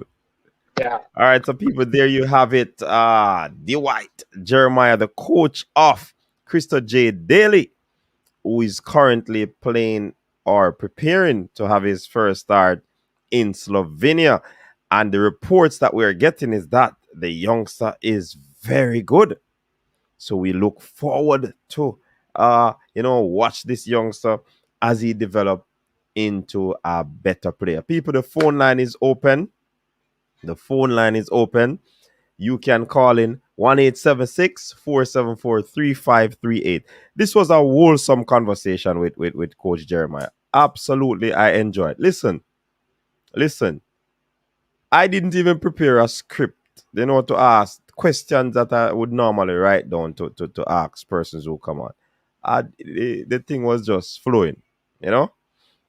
So we like the structure that this gentleman speak about, the very structure that he uses in his club. It is something persons who will be listening on the watch back should try as best as possible to adapt, because trust me, or adopt, because these are good things to have learned persons as a part of your team, so no tiddlywinks decision to make. Trust me. Yes, J-Am. And J-Am, I like your vibes too, You seem to be one who is very interested in the whole youth development. So definitely. Yes, Jason. Leaf? You mean a tree? Jason, you mean the tree, bro. Not the leaf. They need the tree. Yeah, man. M10, big up yourself. So, I have a number in people. I have a number. Me ask you the number, like I just get the number. Tell them say my phone just beep off, I me check the number. What I say? Make the call. Make the call. 5 minutes to 10. Or 12 minutes on this time here. I think it's too late. And now I make that call upon live. No. I can make that call end of the day. And see how best we can, sort out for the big lady come on the show. Yes, I. Devon put, I know Travis special, but we need not to upset the apple cart. Hold on, our Travis said, Devon, we live in a Jamaica, politics is government that use to fight.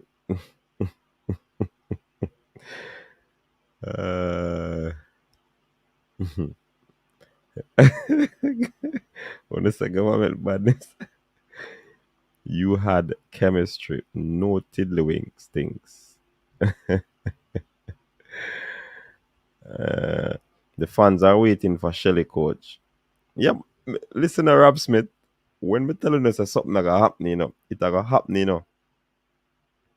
It gonna happen.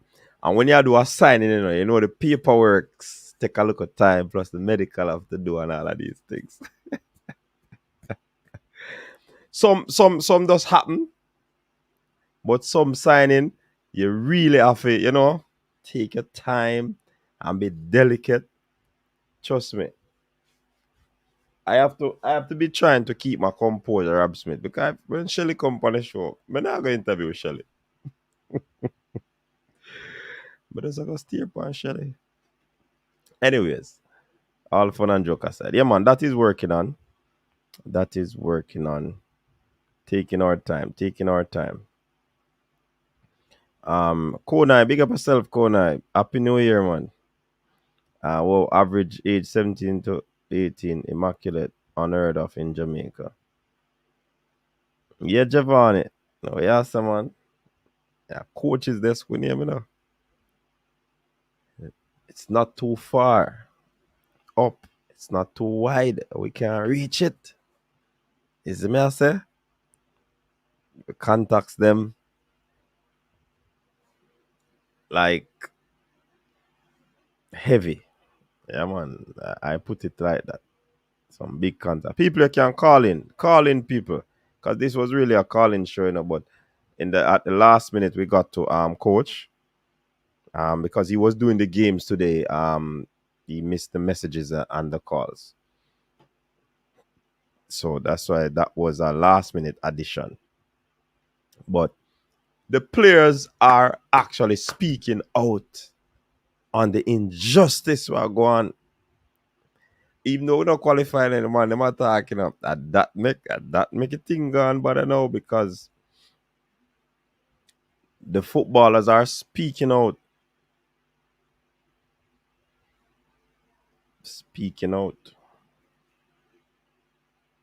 And I would love for the Minister of Sports to come on. Hey, stay there. Me, I go call her.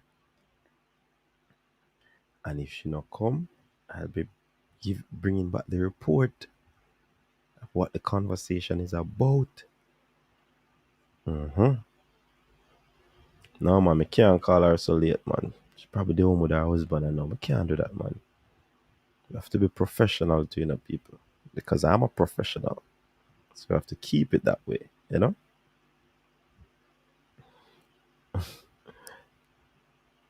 Wait, why you say now, Coach Devon, if you leave her alone, I'll drop the link and see if Uncle Devon will come on and talk to him and talk. Because me not understand why me if you leave her. We want the conversation, we are sports people, Sports we are going to talk about, man, with Auntie Babsy.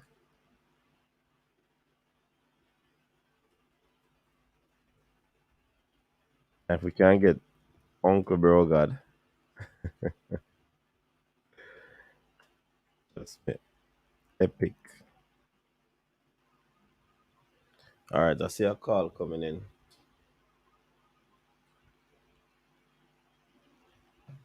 First responder, you're the first call. Welcome to the show. You're live.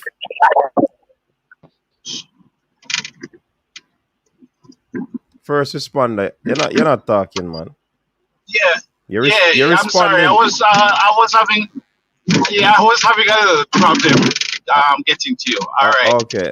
First of all, let me congratulate you for a brilliant interview. Let me tell you something. You're getting better and better, young man. You're getting better. Let me tell you, in the media world, you're holding your own. Respect for that, man. You are holding your own. Yeah, and that coach, he has a brilliant mind. Mm-hmm.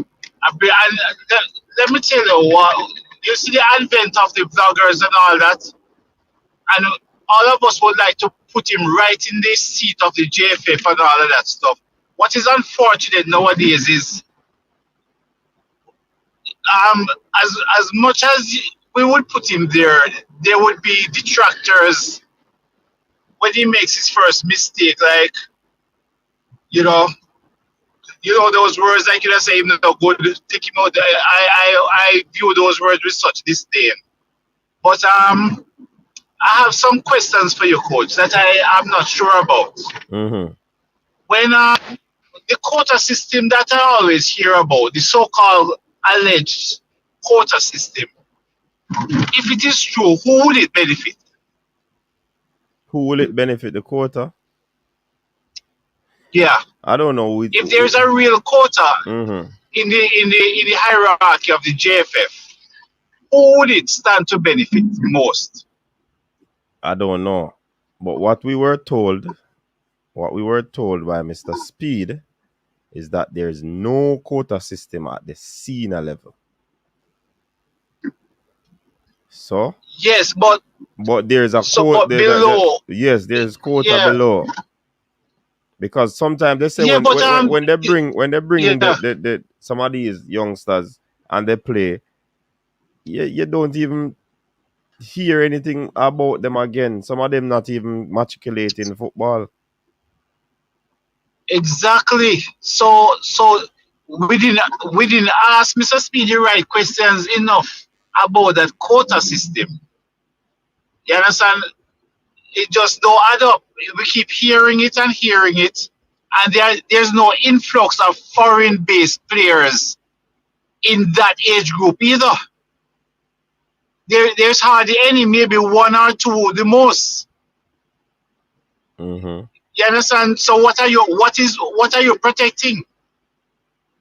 But then, coach, I listened to Ali Matnab's interview, Mm-hmm. and when I heard it the first time, I was saying to myself, where is this guy coming from? Where was he all along when the program needed help? He's Babsy Grange's advisor. But I happened to listen to the interview a second time, and what I got from the interview, listening this second time, is that he was speaking. The points that he raised, he views the JFF with disdain. He views the JFF with disdain. He was actually critical of everything that they did not do. So my deduction from that interview was that they knew that the JFF was doing nonsense and just did not step up to help the nonsense. They knew that the program was poorly run. There was no planning. There was headless chickens running around, and they just did not see it fit to help a program that they thought was going nowhere. Mm-hmm. Because, coach, if you're not sure what I'm saying, listen to that interview again and listen to the points that he raised. He raised all the points that everybody would be raising at different times. There was no marriage between them and the government, nor the private sector. There was no planning, no structure for the program, and if he's Babsy Grange's advisor, Who is that? then he and Ali Matnab. Oh. someone interviewed Ali Matlab. Maybe you saw him. He was at the game. They interviewed him right in the stadium. Mm-hmm. That was Jerome, who is on the program with my ex-class schoolmate Tracy. Mm-hmm. But the points that Ali Matlab was raising were points that the JFF were found wanting in. Mm-hmm. So I'm saying he being the advisor to Babsy, they're speaking the same language. That is why you didn't hear anything from Babsy Grange, Mm-hmm. because the advisor came out and did not spare any words in saying that the JFF just didn't step up, Mm-hmm. and he stopped 1 second, one touch short of saying the whole organization needed a new organization. So I don't know what the thought was when they said no spectators, but I believe that things. I think they were the repercussions that are affecting the JFF, and when you have Mr. Ricketts now saying that he's not going to resign, whatever whatever animosity that is there between the JFF and anybody else is just going to continue, don't you think? Mm-hmm. So the program for the next phase at this moment isn't encouraging either. Yeah. We're still steering on the barrel. We're still steering on the barrel. We can't qualify with Because 3 games leave, man. We can't qualify with this 3 games leave. let me tell you something. Mm-hmm. There was no coach. I'm not talking about this. I mean, all right. The tenure of the president ends when? I think he might have another 2 years or so. You think we want him in that seat for another 2 years? Well, That is what I'm talking about. Yeah, but even if we don't want him, because of how it is set up, there's gonna be a difficulty in us. And I know that is what Mr. Matnab said. He said you just don't you can't just get rid of a person, and he was suggesting that everybody have to do in like I look within to see where the program fell down and the evaluation of the entire stuff. But people in Jamaica don't resign. Jamaica don't have a history of people being held for accountability and being brought to book. All right, let me show you why. Let me show you how Jamaica stay. Didn't you read it recently that Mr. Ricketts was supposed to write a letter of apology to the gentleman who sued him by the end of the month? You see it yet? You see it? No. The month not passed yet. You see the apology? You see the apology, right? No, I don't see any apology. So why we stay so? You understand? Yeah, how the month passed and you don't hear nothing about it? That was the judgment given by the exactly the judge. By the judge. So wait there. You understand? And there was something else that Mr. Ricketts was supposed to do. He was supposed to apologize and he was supposed to do something else before month end.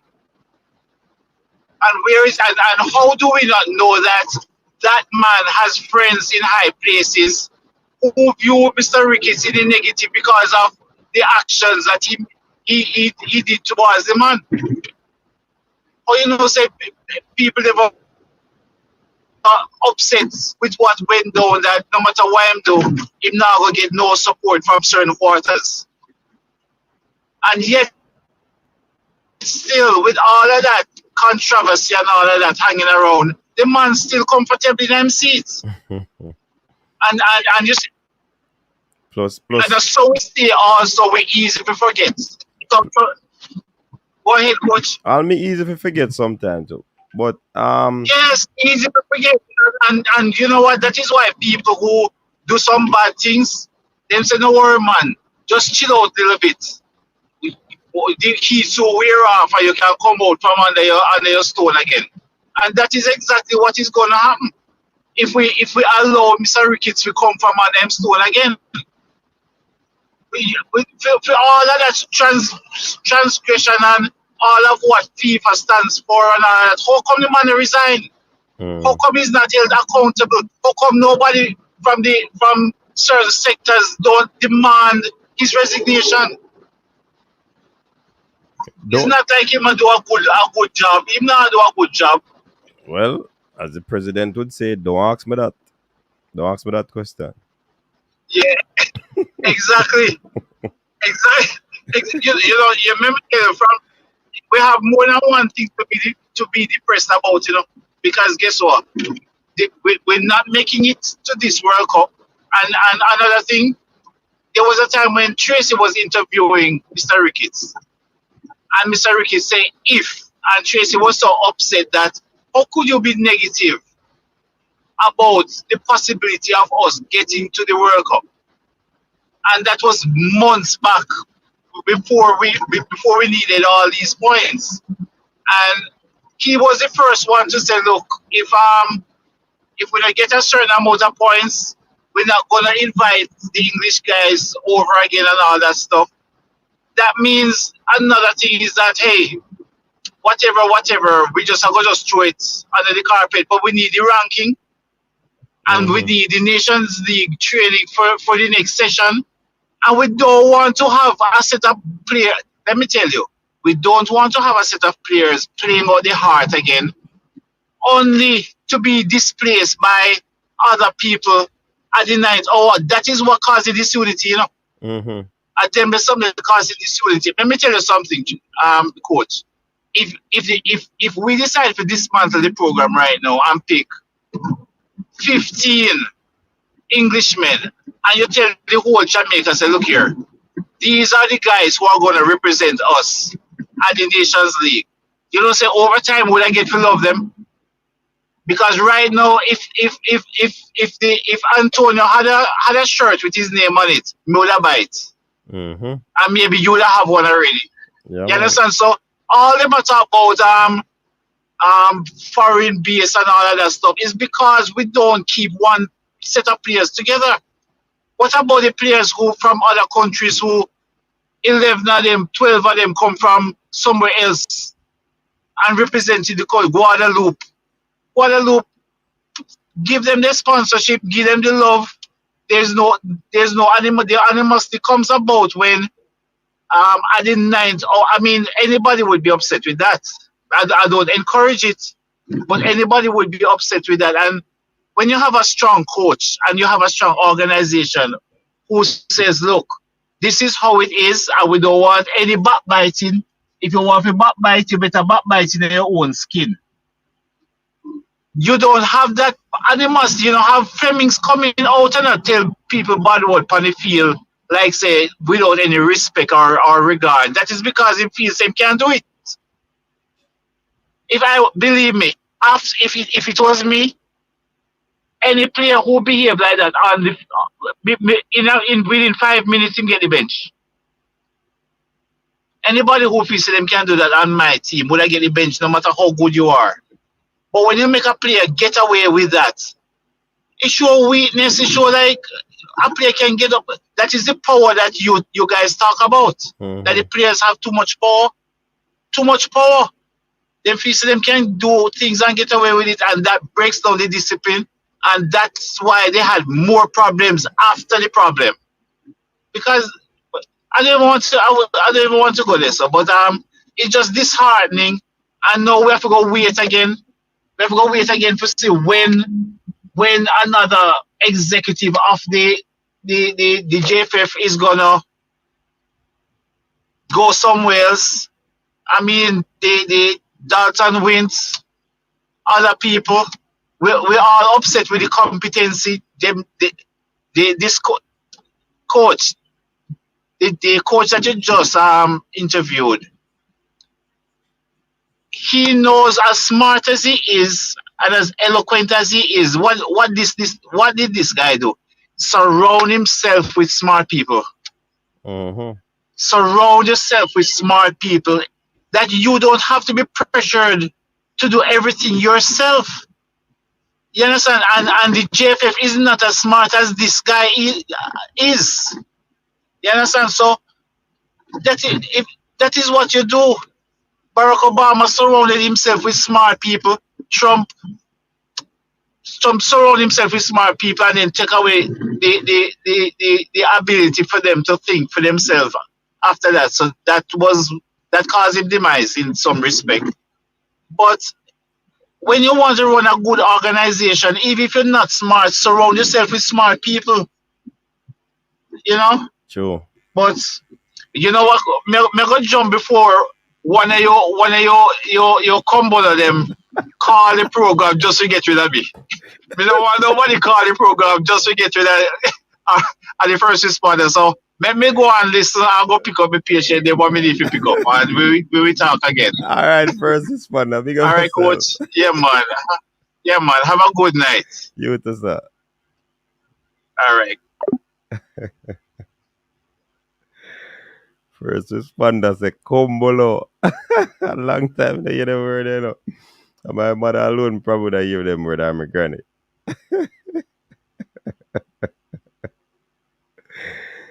Hey, Richard, I want to go on with Uncle Devon in the chat. The man say, Kumbolo, they call and tell him to cut him off. One call did not come in still, though. Let me see if I can get back this person. They said, the man going to run him off. Shadow Star. Let me call back that call there. It is Sunday night, people.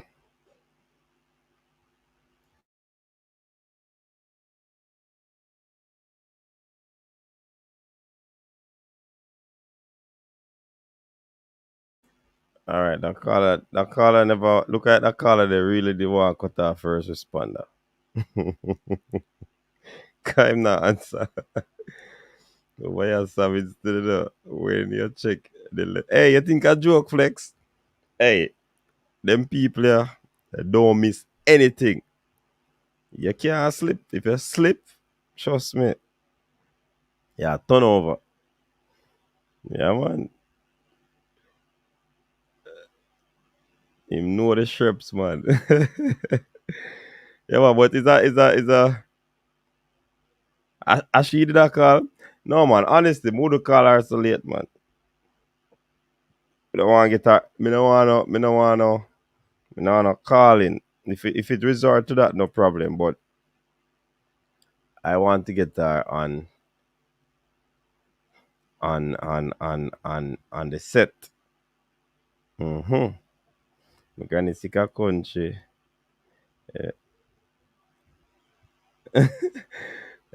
First responder there, New York, Cataract.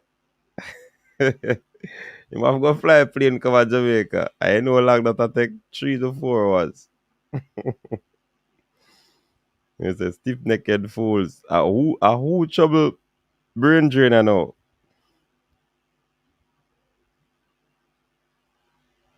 And it's a stiff necked fools. Which means are you considering running counseling or support session shows to tackle the apparent depression state of the fans? Yeah, man, you can call in, man. Then that's why we have the line, man. So Tiddly, if you want to call in and vent, you call in and vent. Most times, you know, it's when you go to sessions, you know, all they want for you is to express yourself, to vent. Yeah? And the person you're venting to should be a very good listener. I was told on this program that I am a very good listener. So of course I can call. Coach is coach. You see one just now fresh. I was confirming he was referring to a song. Oh, referencing a song. Okay, Brain. Coach is brought to you by Richa's Roots Streak. Yes, people, I must be reminded, or I must remind you that this video is brought to you by Richa's Roots Drink, Richa's Soil Roots Drink, the one that gives you your true Jamaican experience. Big up to the sponsor on this video. You know, the Richa's Roots are on the weekend TripleTreat so far, you know. So, you know, we are going to endorse the Richa's Roots Drink. I want Brian Mitten, aka Pinkwall, link up, you know. Tell the people them what go on with the Richa's, you know. Pinkwall, get some of my roots, them, you know. We ship some roots to Pinkwall. Coach, we need a new JFF like yesterday. Wow. One done is saying, JFF need a major shake up, no joke. We're going for a commercial break. We'll be right back.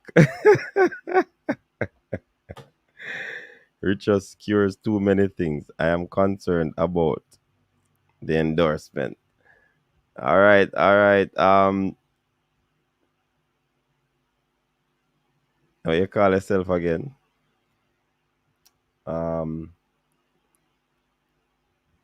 Virologist or epidemiologist or microbiologist, whichever you are, brain. It's a Richard's Valentine's package. Yes, it will help to get the Valentine's package. Yep. Mm-hmm.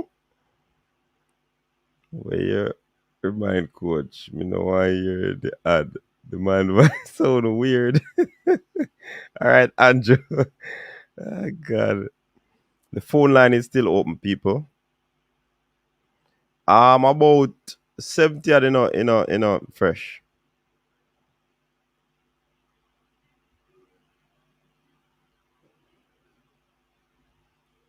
We need about 70 odd, so we need 170 odd before we reach a 14. So people, go tell a friend to tell a friend to subscribe to the coach's desk. And if you're on and you have not subscribed, please remember to subscribe to the coach's desk. This is where you get your sporting experience. And this video is brought to you by Richa's Roots Drink. Richa's Sorrel Roots Drink. A true Jamaican experience.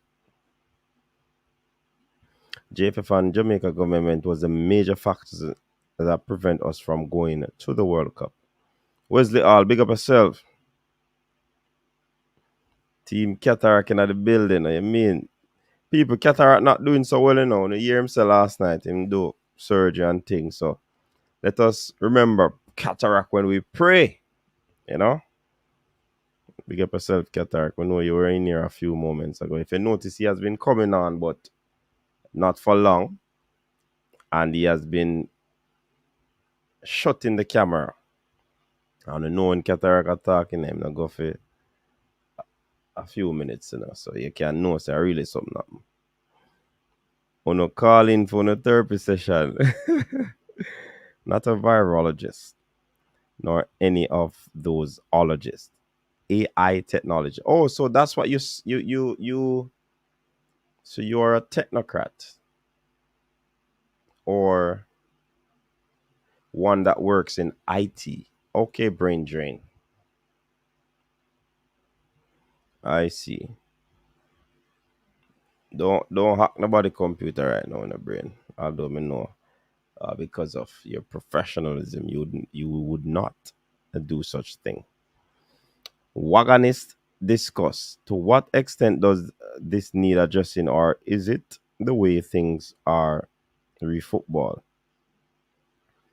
Did the JA government pick up on this? Pick up on what? The Wagonist thing? Well, a lot of Jamaican fans are Wagonists for real, of course. If the team was doing well, a lot of people would have been following the team. I kid you not.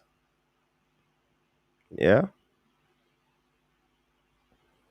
Jason Goodham say, man, I'm not ologist. You know? Top players flexing their muscles against the local media and government. Love to see it. Yes, Jason, I tell you, the players are speaking out against the injustice. And Richard, you always want them to speak, or you always want people to speak. But I tell you, the footballers are actually speaking. The latest is Rupert. Rupert went on social media, as many of them have been doing, and actually talking about it was a pleasure representing the country. And they also went further to share their grows with the government not allowing fans in the seat of the national stadium. So they spoke on that. So the players them come out, and a whole lot of footballers are under these, even the Ivan Tonys of the world, even the Rico Henrys of the world, even the Dominic Thompsons of the world. These players were under the post that Ethan Pinnock, the aka a matter of fact, Ethan Rupert Pinnock, and the players came talking because they believe, remember people,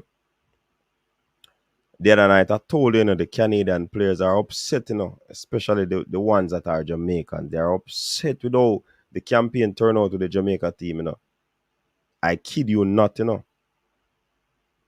So if you notice, the yard man them are come, the yard man them are come under Ethan Pinnock's post, and I talk about bag of things as well. Even though a lot of persons don't want Ivan Toney, or they don't think that he should come anymore, but the man still a say, yo, yeah, them not like what go on. So the players are in solidarity. You know what I mean? They are forming a consortium to ensure that their voice go out. So glad me check out mentally from about December. Check out the coach's coach. Get well soon, cataract. All right, yeah. Hernia. Surgery cataract had. No, it was...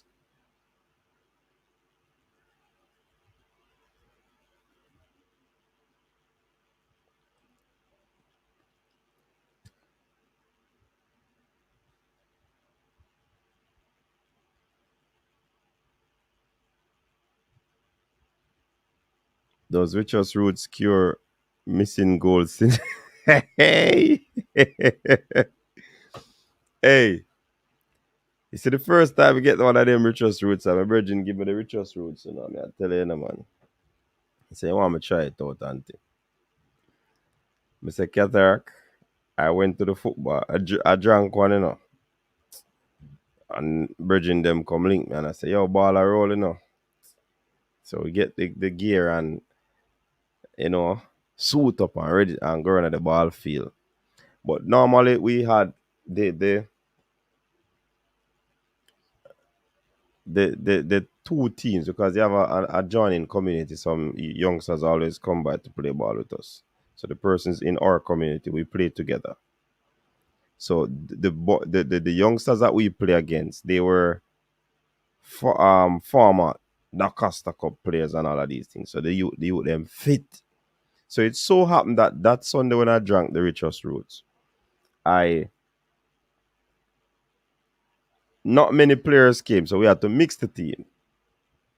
So I went on the team with the youngsters, the few of us that were there. Virgin, I run till I run. I can't stop run. So the man said to me, no, coach. And what happened? How comes when you're on our team, you not run so? Yeah? We see you play upon the man them team, and you just run, and we don't get that energy there from you. People, are the richest do that, Are the richest. So if you're in Jamaica, you need to get the richest energy. Long-lasting energy. Yeah, man, a real thing. So that's my testimonial from the Richest Roots. Yeah? So I don't know about the missing goal syndrome, cataract, but we know it make you run. Shadow Star. Alright, so we'll pass shout out to go to you, cataract. The fact said the man, both yard man and local man them beat the government and the gleaner wicked energy. Yeah man, I rate that one. Speedy recovery to my brother cataract. Link you soon. Thanks cataract family. Just I got through my struggle. Yeah, man. And what a time to have it in cataract when the ball of them. So I whole yeah, physical and mental struggles right now. But you don't know. Bless you up, cataract.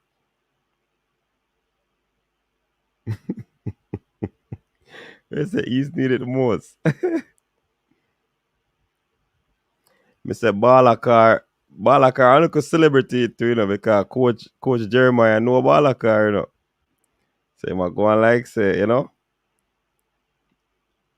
Mr. Balakar, call in the program, and I want you to let the people know that the thought that you have, or the assessment that you had about Rupert, you need to tell the people them. Same like you do with Antonio, you need to tell the people them about Rupert. Rupert no put a foot wrong yet, I'll know me no see it. People use the one dash where man get from this to say, yo, Rupert not good. Rupert a general. So Balakar need to come out, Jason. They say the man they literally block road and burn tire on and make placard and say we want justice on Instagram live. That. Yeah, man. Me like the vibes. How do you feel about only players from Kingston for the squad? Who you asking that question, Brain?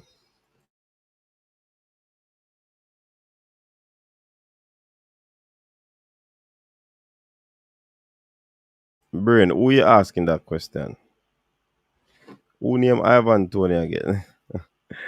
Where can I read it, coach? It's on Rupert Instagram, man. Cataract blessing goes out to you, General. Get well soon, family. Roderick, big up yourself. Riches need to cure the giveaway penalty syndrome. and can't and poor game management syndrome in Cataract. Who in their right mind deny Ivan Tony representing JA if he chooses to do so? Cataract finger bend and had to do surgery. Yeah, man, me know. You know, see me put up the hand, you know, see me put up the finger, brother, and I come, so. Me know. But I would prefer him to say it than me, you know what I mean?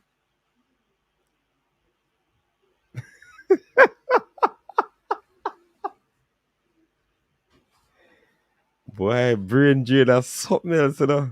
Jesus, please.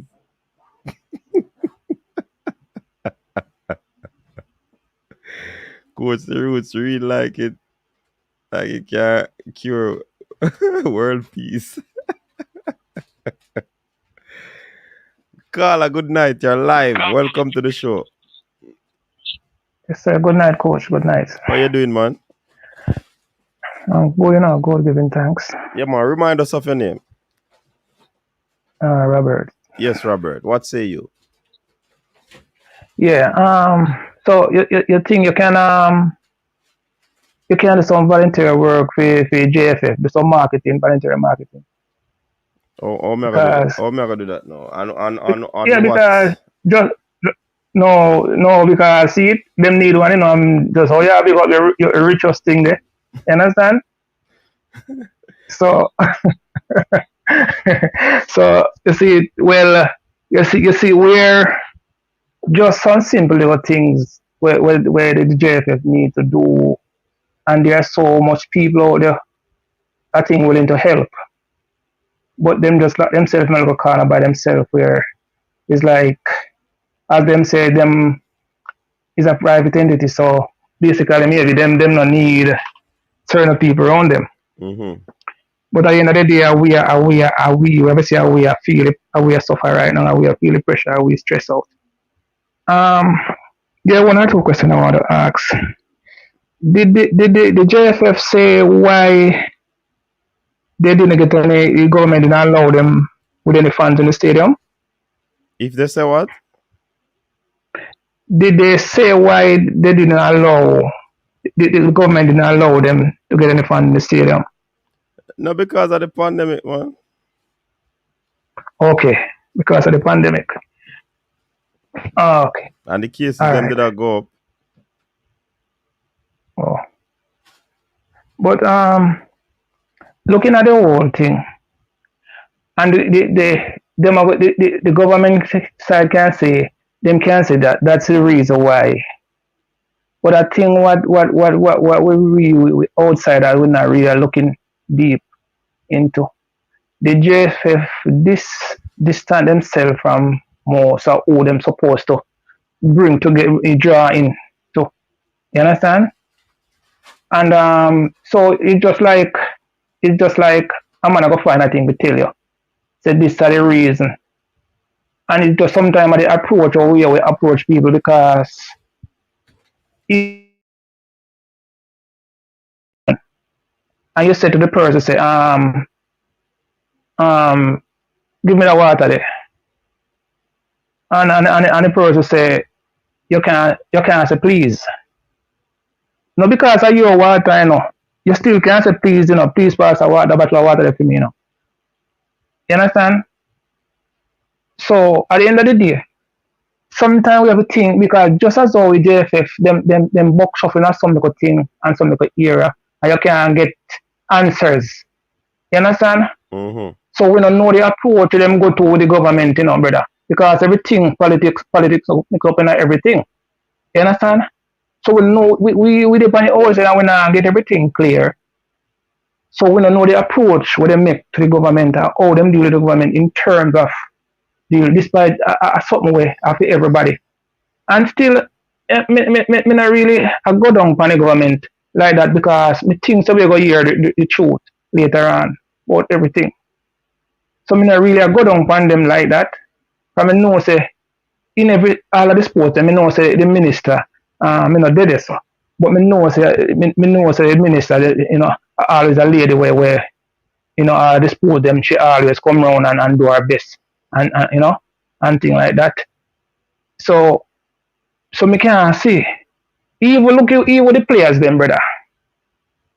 If you can when the players them come together, me don't know if it's a case. Me don't know where if then like the Minister of Sports and think if they will call the Minister of Sports and have a little get together with the players them and when one evening or so before for them to finish training and so and think and get a little feel a kind of togetherness and make sure say you know see that you know feel that energy see nothing like that go on. So it's a two-sided thing. You understand? Which I think everybody's supposed to involve because at the end of the day, a Jamaica team, Mm-hmm. we have a federation where is like then to me to what it look is like a freedom at them own everything there so. You understand? Mm-hmm. But when we see deep down right now, we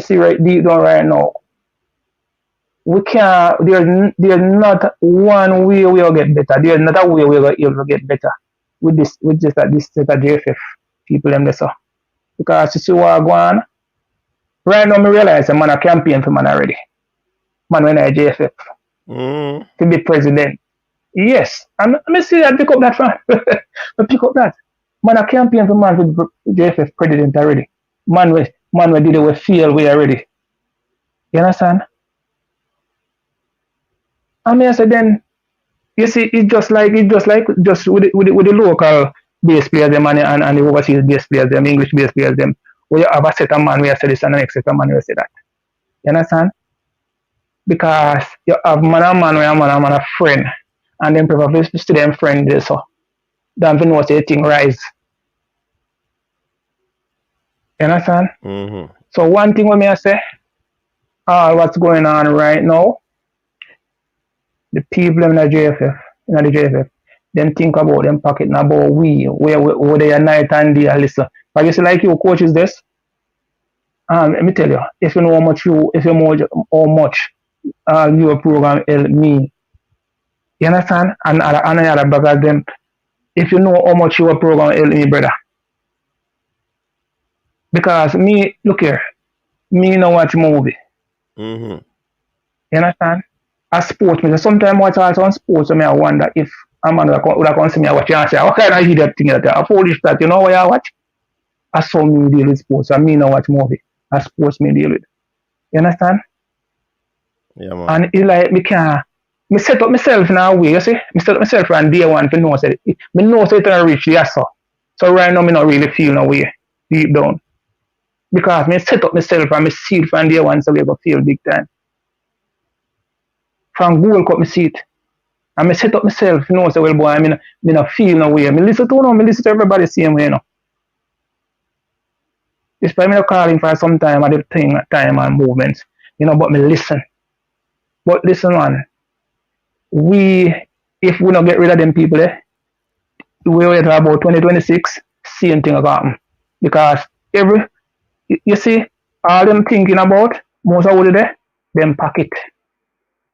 And the players them, when man and man do that for do, they might think about for them players. What them want for them players to go, to benefit for themselves. You understand? Mm-hmm. So it a go hard. And me tell from day one, me say me sorry for Paul all. And me know them are gonna beat him hard. You understand?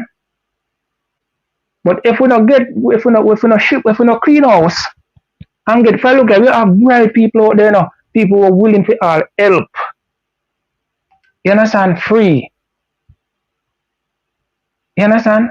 And even you see him cataract, but sometimes you cataract talks on things, something as some man that would have said this, but I tell us a cataract talks on a real thing, brother. Mm-hmm. I mean, I have to big him up. Him talks on a real thing. And if you have a man like cataract where he did this too, and he knows he have a certain amount of experience and a certain amount of thing, and you can say yes, this a man that know where man say, this a man know where man do, and this a man that know things, and this a man is a big help to what we do. You understand? But at the end of the day, I help you all look. But you know what happened?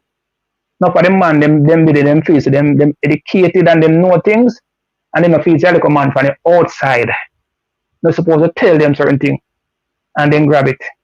So some of them want to feel ashamed and feel shame too. You understand? Mm-hmm. But we have to clean this house. I mean, tell you already, say, listen, if we have to go there, if we go demonstrate and say, listen, we don't have to go. If that have to go, my that have to go, brother. For we have to see we thing move forward. We have suffered too long in this. True, man. We have so much talented players. You understand? And with the rest of the country them where we are playing now. It's like, you know they're free away from paper. They're free away team from paper, you know. But at the end of the day, when the company feel them afraid away again.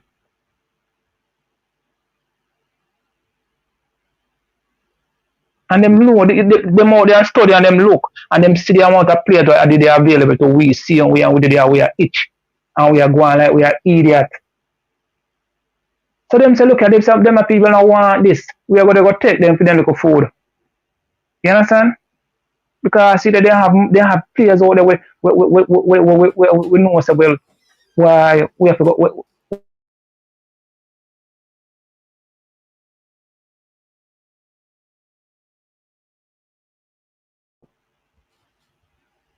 But me tell you brother, man out there campaign already. You hear me say? Yeah. And listen. So we have check that out. It not gonna work out. We have to check that out. Listen. But look here now. If you listen to certain man program, you know, coach. If you listen to certain man program, it's easy. I don't know, you have to check out, you have to dig deep to find out, you know. You understand? Simple and easy. But it can't work because people, you can't have a man who think about for them pocket only. Them can't.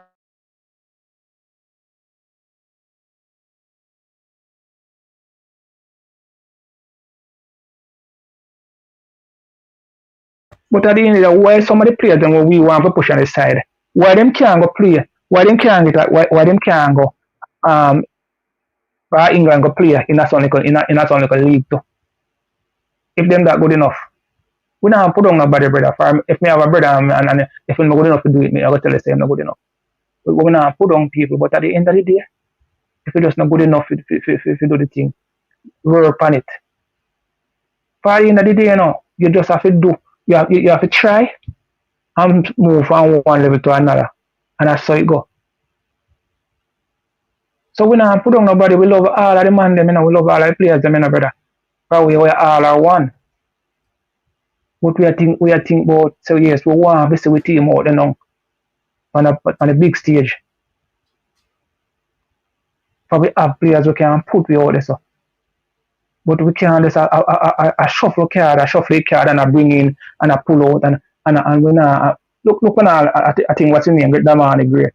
When the man talk about all them you know, get all them passport. And if him get him And then got passport, something. You know? Them the something that we are talking about like some 30 years ago thing them the way JFF deal with. And every time they come out and say something, which so we have to then look how we look on it. We have to then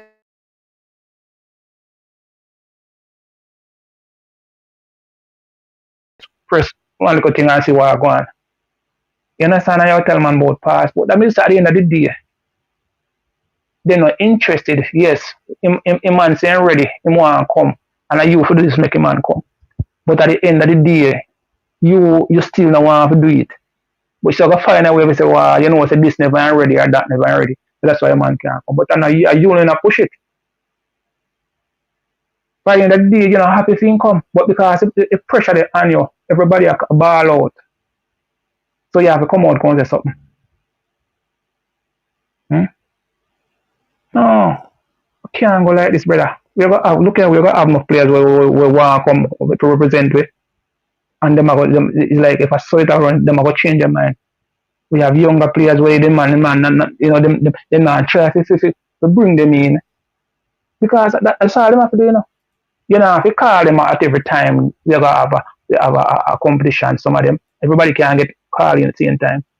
But at the end of the day, you set up a system where which you not forget nobody. You go make a call to players at certain time at the month and say, wow, I'm gonna good and whatever. And make the man them feel welcome and feel like say, well, we appreciate them. And that we have to do, you know. Because at the end of the day, look how we go. If you have 6 forward on the team, you see, and at the end of the day, anything can happen with 3 forward. What you think so what you want. Something go wrong with them can't play. You have to get 3 more, you know.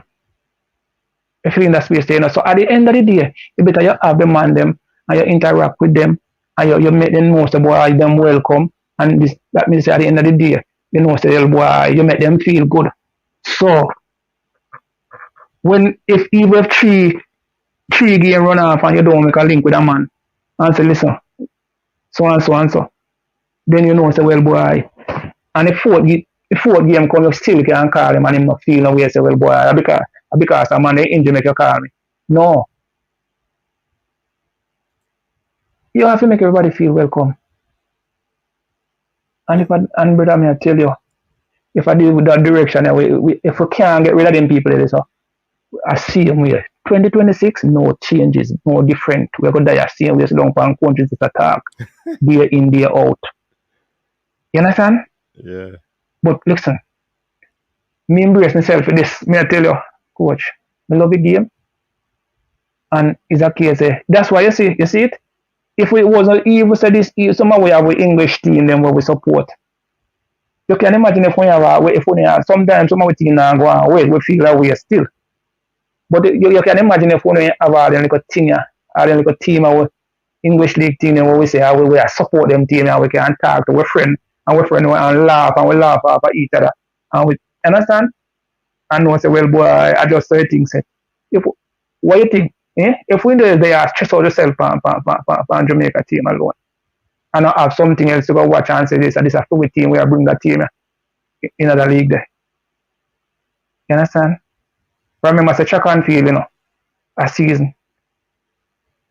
Football play almost right throughout the year. So me as a track and field man from day one, I let me love first. But at the end of something say me put it down when I don't like it again. But me have to draw for something too. When I know say me can say more. When track and field and go on, me have something else to go and look on to. As a man who love the sports. Alright, boss. So next thing I want to ask a coach. Quickly. Yeah. There is a where in Jamaica you're located? You know the exact just Located in the parish of St. Catherine. okay. Alright, so alright, because one of the things when me don't want to hold you up. Me I look I want to see if there's any little place like that, like anyway in the limited surrounding. I don't know if you're familiar with the area there. Where kids, they didn't have nobody where we take up like a responsibility to teach like kids to kick ball and them like thing there. You understand what I say? 6, 7, 8 year old and stuff. Because, sometimes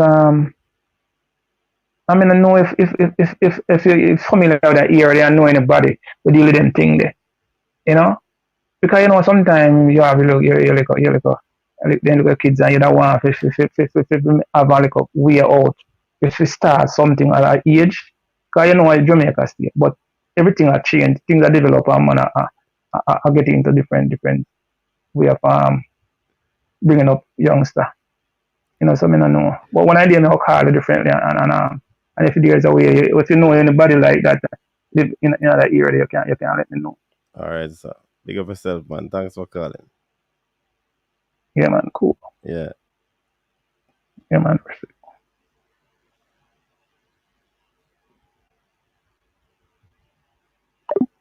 Hey, on a savage, On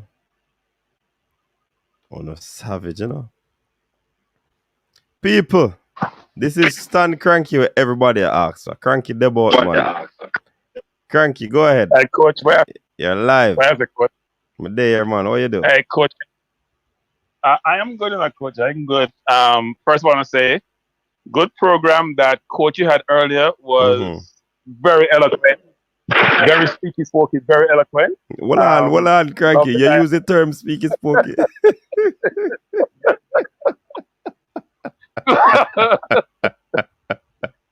Speaky, spoky, yeah, eloquent, coach. That tell you. Love the dialogue. Now, seriously, coach, he's very articulate, very smart, well-rounded. Okay. To be very effective and biased. We get a lot of feedback in the course, especially with my line or your line. It did sound like yours, But my internet I work in a course, so I can't mean. And I'm in a first work. That's what I say. Anyway. That's not need enough man call and then call dropping out. It stream up same way. I'm a basement coach. I'm a basement. First, I want to say a couple of things, coach. One is good program. You had a lot of ideas. I think organizations like the JFF could really use someone who's very thoughtful, very objective, very strategic thinking. And by the way, before I forget, coach, when I say to Cataract, pick up Cataract, hope you get better soon. Here you're on better somewhat, but really hope that you recover quickly. I know you didn't have surgery on your mouth. You still typing.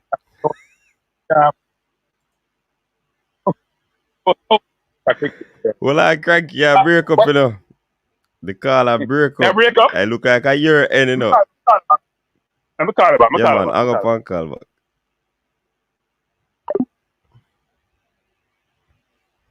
Hey, when not easy, I'll Rob Smith, but any day, man, him wife have problem. He might call coaches this because it's cheaper than therapy. Hey, Charlie was the best around here.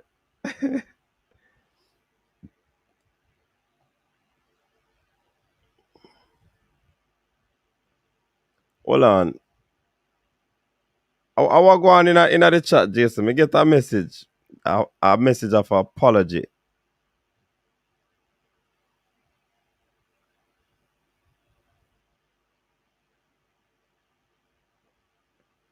I don't know. I was going in the chat. Yes, sir, Cranky. Is it any still having problems? Because I try to connect to my Bluetooth. Mm-hmm. I have to call you back again. I'm getting a lot of feedback. So either it's me or you. I'm gonna switch my internet connection and put on my extender. Let me try again. Yeah, Sorry. man.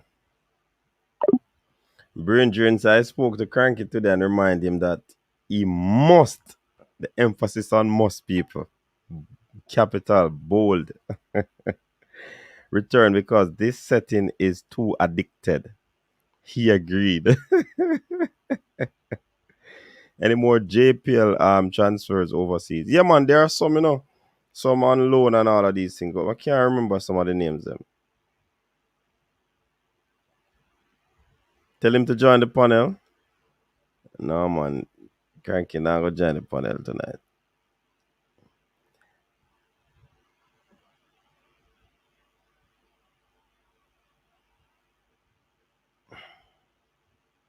Brain drain. Quickly make that correction. Addicted.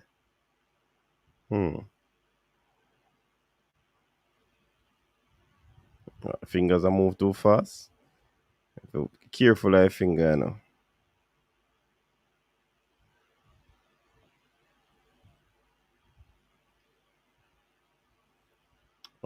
Checking in. Big up, coach. Respect you. All right, Lulu. Big up yourself. Brain drain. You said it when we spoke the first time. Short vacation. Yes, Cranky. Hope that internet service in the first world will hold up this time around.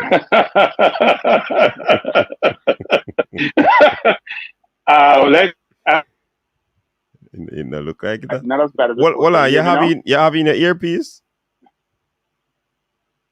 I just put my ear. You know what? I'm gonna move location. Let me change locations for a second. Yeah.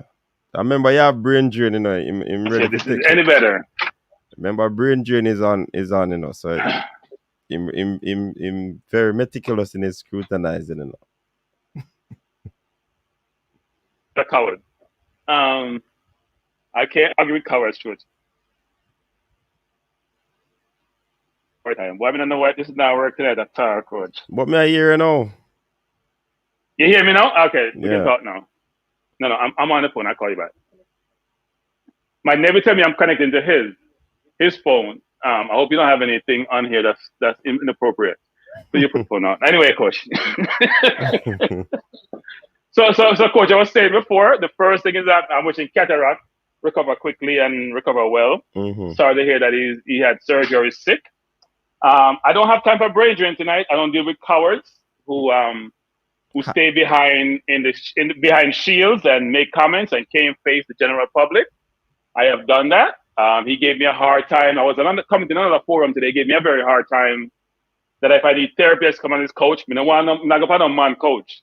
So I don't know why I'm talking about. He put me in a situation I don't want to go to a coach. You hear that, coach? I'm trying to be very civil, yes, very spokey, very focused. I don't want to say things that I'm not supposed to be saying, coach. Mm-hmm. But before I was saying, coach, was that the program was very good. That gentleman that came on, that coach, yes, from where was he? Alan, that plays in Trelawney. He was very, very good. I was very impressed. And I know that Jamaica has talent, And obviously, if someone's ability to communicate doesn't necessarily tell you how good they are. I just see their body of work. But if his communication skills are reflective of his coaching skills, then he's a very good coach. And I would love to see people like him in capacities other than not just what he's in today, but doing other things for the administration. I think he's part of the parish organization. And the question is, I want to ask him are the parishes, because he's one of them, happy with the JFF administration, how they're operating. Because I heard Ali McNabb mention that almost everyone was inept. I didn't hear him mention the government. And by the way, just a full disclosure, Ali is a very distant relative, very distant, I would say. Of you? But I was always like, yeah. Okay. Very distant, like a second or third cousin, far down the line. But that's not important. But I have to make sure I'm full disclosure anything I talk about. But I've always respected Ali's opinion on a number of matters, including football.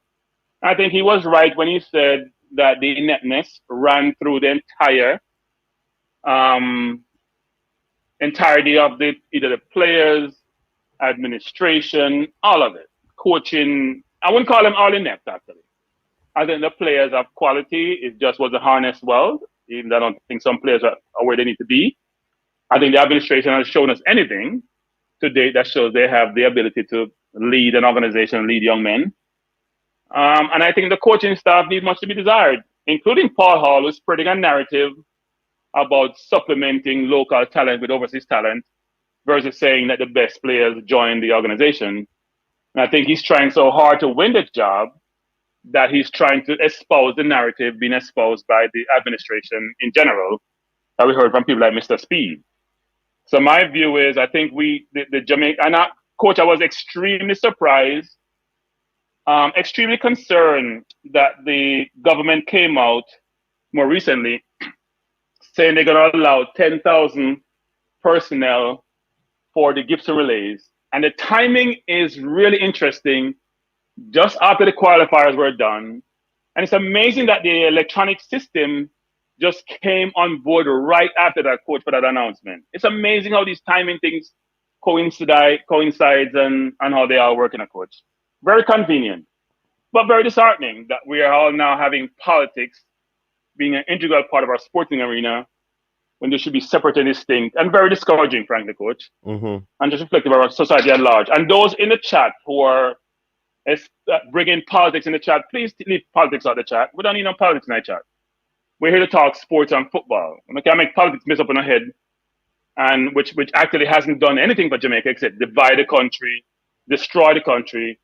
Instead of being, if you're a politician, your job is to bring people together, bring the collective together, serve the betterment of the country, and you're doing the opposite. Or you think about yourself and your political persuasion versus being a nationalist, which you're supposed to be, and be part and bring the collective together, inclusive of everyone across the world. So, coach, you're doing a good job in terms of trying to get these guests on and very differentiated guests profile you're bringing on, whether it's coaches, whether it's ex-players, whether it's utter bowling. Can you know watch all those programming now? Yeah, man. As Brain Dread said the other day, we are coming very addictive to this whole YouTube. And even though he knows I've taken a sabbatical from being on YouTube panels, I'm still watching your program religiously. Sometimes I don't comment, sometimes I will comment. And I know I get a lot of grief that somebody drove me away from YouTube. You and I have had this conversation for a while before this even occur. But you know, sometimes things culminate a certain way. And you have to take a step back. Doesn't mean I'm out of YouTube forever. You have to take a step back and reflect. I think most people who's on your panel should do that in their life in general. Take a step back sometime and reflect. Do what you're supposed to be doing in life and figure out whether or not what you're doing is what you want to be doing. Whether you should pivot and change and make certain decisions which hopefully will help you as an individual. So brain drain. Nobody now run me out of patwa now. Nobody now run me away. Because I can't talk patwa. I need patwa dictionary. Nobody now run me going to brain drain. I can't talk patwa 24/7. But I think everyone should choose to communicate how they want to communicate. That should be their prerogative, not someone who direct you, influence you, or tell you what they want you to say. And think they are real Jamaican because talk a certain way like them. Or them think if we communicate a certain way and if you not do it, they're not part of them. I think I'm as Jamaican as the next person. At least I aspire to be, since I'm not on the island anymore, and we all know if you're not local, you're not as Jamaican as others want to be. But no, coach, we're still there. Still I watch the program. Still I enjoy the program. The football thing is very disheartening, coach. And someone asked why I didn't come on against the Costa Rica game. We couldn't come on and say what? I must say we lose again. I'm not come on and say we lose again, coach. Because you know what, coach? What was very disheartening about that game? It's like watching Senegal today against Egypt, where Senegal dominate the game and don't score for the entire game. Even miss a penalty. And by the way, for you guys in the chat, those who are localized in your view, you know, Senegal probably have about 16 point something million people. They have 22 people who play in League One. And most of them are not born in Senegal. Koulibaly is not born in Senegal. They have about 40 something people in the top 5 league in the world, coach. So they have quality of talent all spread out. I'd be curious to know the people in Senegal, when they win tonight, they must celebrate. If I think about the Koulibaly was born in Senegal or born in France, and they should be part of their collective and their team. I'm sure all they're doing is celebrating winning. So those of us who want to franchise, those who are not in Jamaica, born in Jamaica, and think they're Jamaican, those of us who want to break us apart, because them have their own agenda, those of us who only think local, because them think local is just on the island, need to change that narrative, need to change that thinking, and need to focus on the collective. Stop thinking about yourself all the time. It can't be about you all the time and what you feel. It has to be think broader, think bigger, think more deductive, think more strategic. We'll all get to a good place. Hopefully the island will get better. Hopefully the guns will go away. And hopefully politics will stop driving a wedge between us, which it has done for years and years and years. And those of you who are youngsters, if you're not part of me, I call you a youngster, and don't know the history, go learn your history, because you didn't understand whatever negative view of politics in Jamaica and what politics have done to the island, the little island we all love. Because when I was growing up, there were no guns in the house. And now, every time you're going to find a stadium east, I'm going to find a mattress, I'm going to find everywhere. But anyway, quick, coach. Time for me to start preach. It was good, coach. We love the program. You do a good job as usual. Yeah, man. Respect. And more to people in the chat. People in the chat are not done with the politics thing. We don't want to politics in the chat. We come talk sports, enjoy ourselves. We don't want the nonsense. I'm not going to with a flower and want to get in the vote and not buy the nonsense for you. Later, coach. Yeah, man. Big up yourself. All right, thank you. Big up yourself. All right, coach. All right. With that said, we have reached the end of the program. As I always say, no, Sunday evening, Sunday night, the next day, Monday morning, so work. So respect to every single one of you who came on tonight to support the stream. Just remember to like the stream before you leave. Also, big up to coach, operation manager, and media personality, Dwight and Jeremiah, for stopping by on the coach's desk this evening. It was a good conversation, a wholesome conversation. You liked it, I liked it, and definitely we'll get him back on the show some point in time. Definitely. So big up to every single person. Big up to Jason and that super chat bigging up Stan Cranky. You don't know Cranky, you're large. Yeah, and the people them can't wait for you to come back on the show, you know. But go on do your thing, Cranky. We know you're the bot. Jay, big up yourself. And definitely we'll continue to do what we do to get you good content, you know, get some good persons on shows so we can have a good conversation, you know what I mean? So big up yourself again, people, and just remember that this video is brought to you by Richa's Roots Drink. Richa's Sorrel Roots Drink. It will give you a true Jamaican experience. Until next time, people, stay safe. Enjoy the rest of your week. Peace out.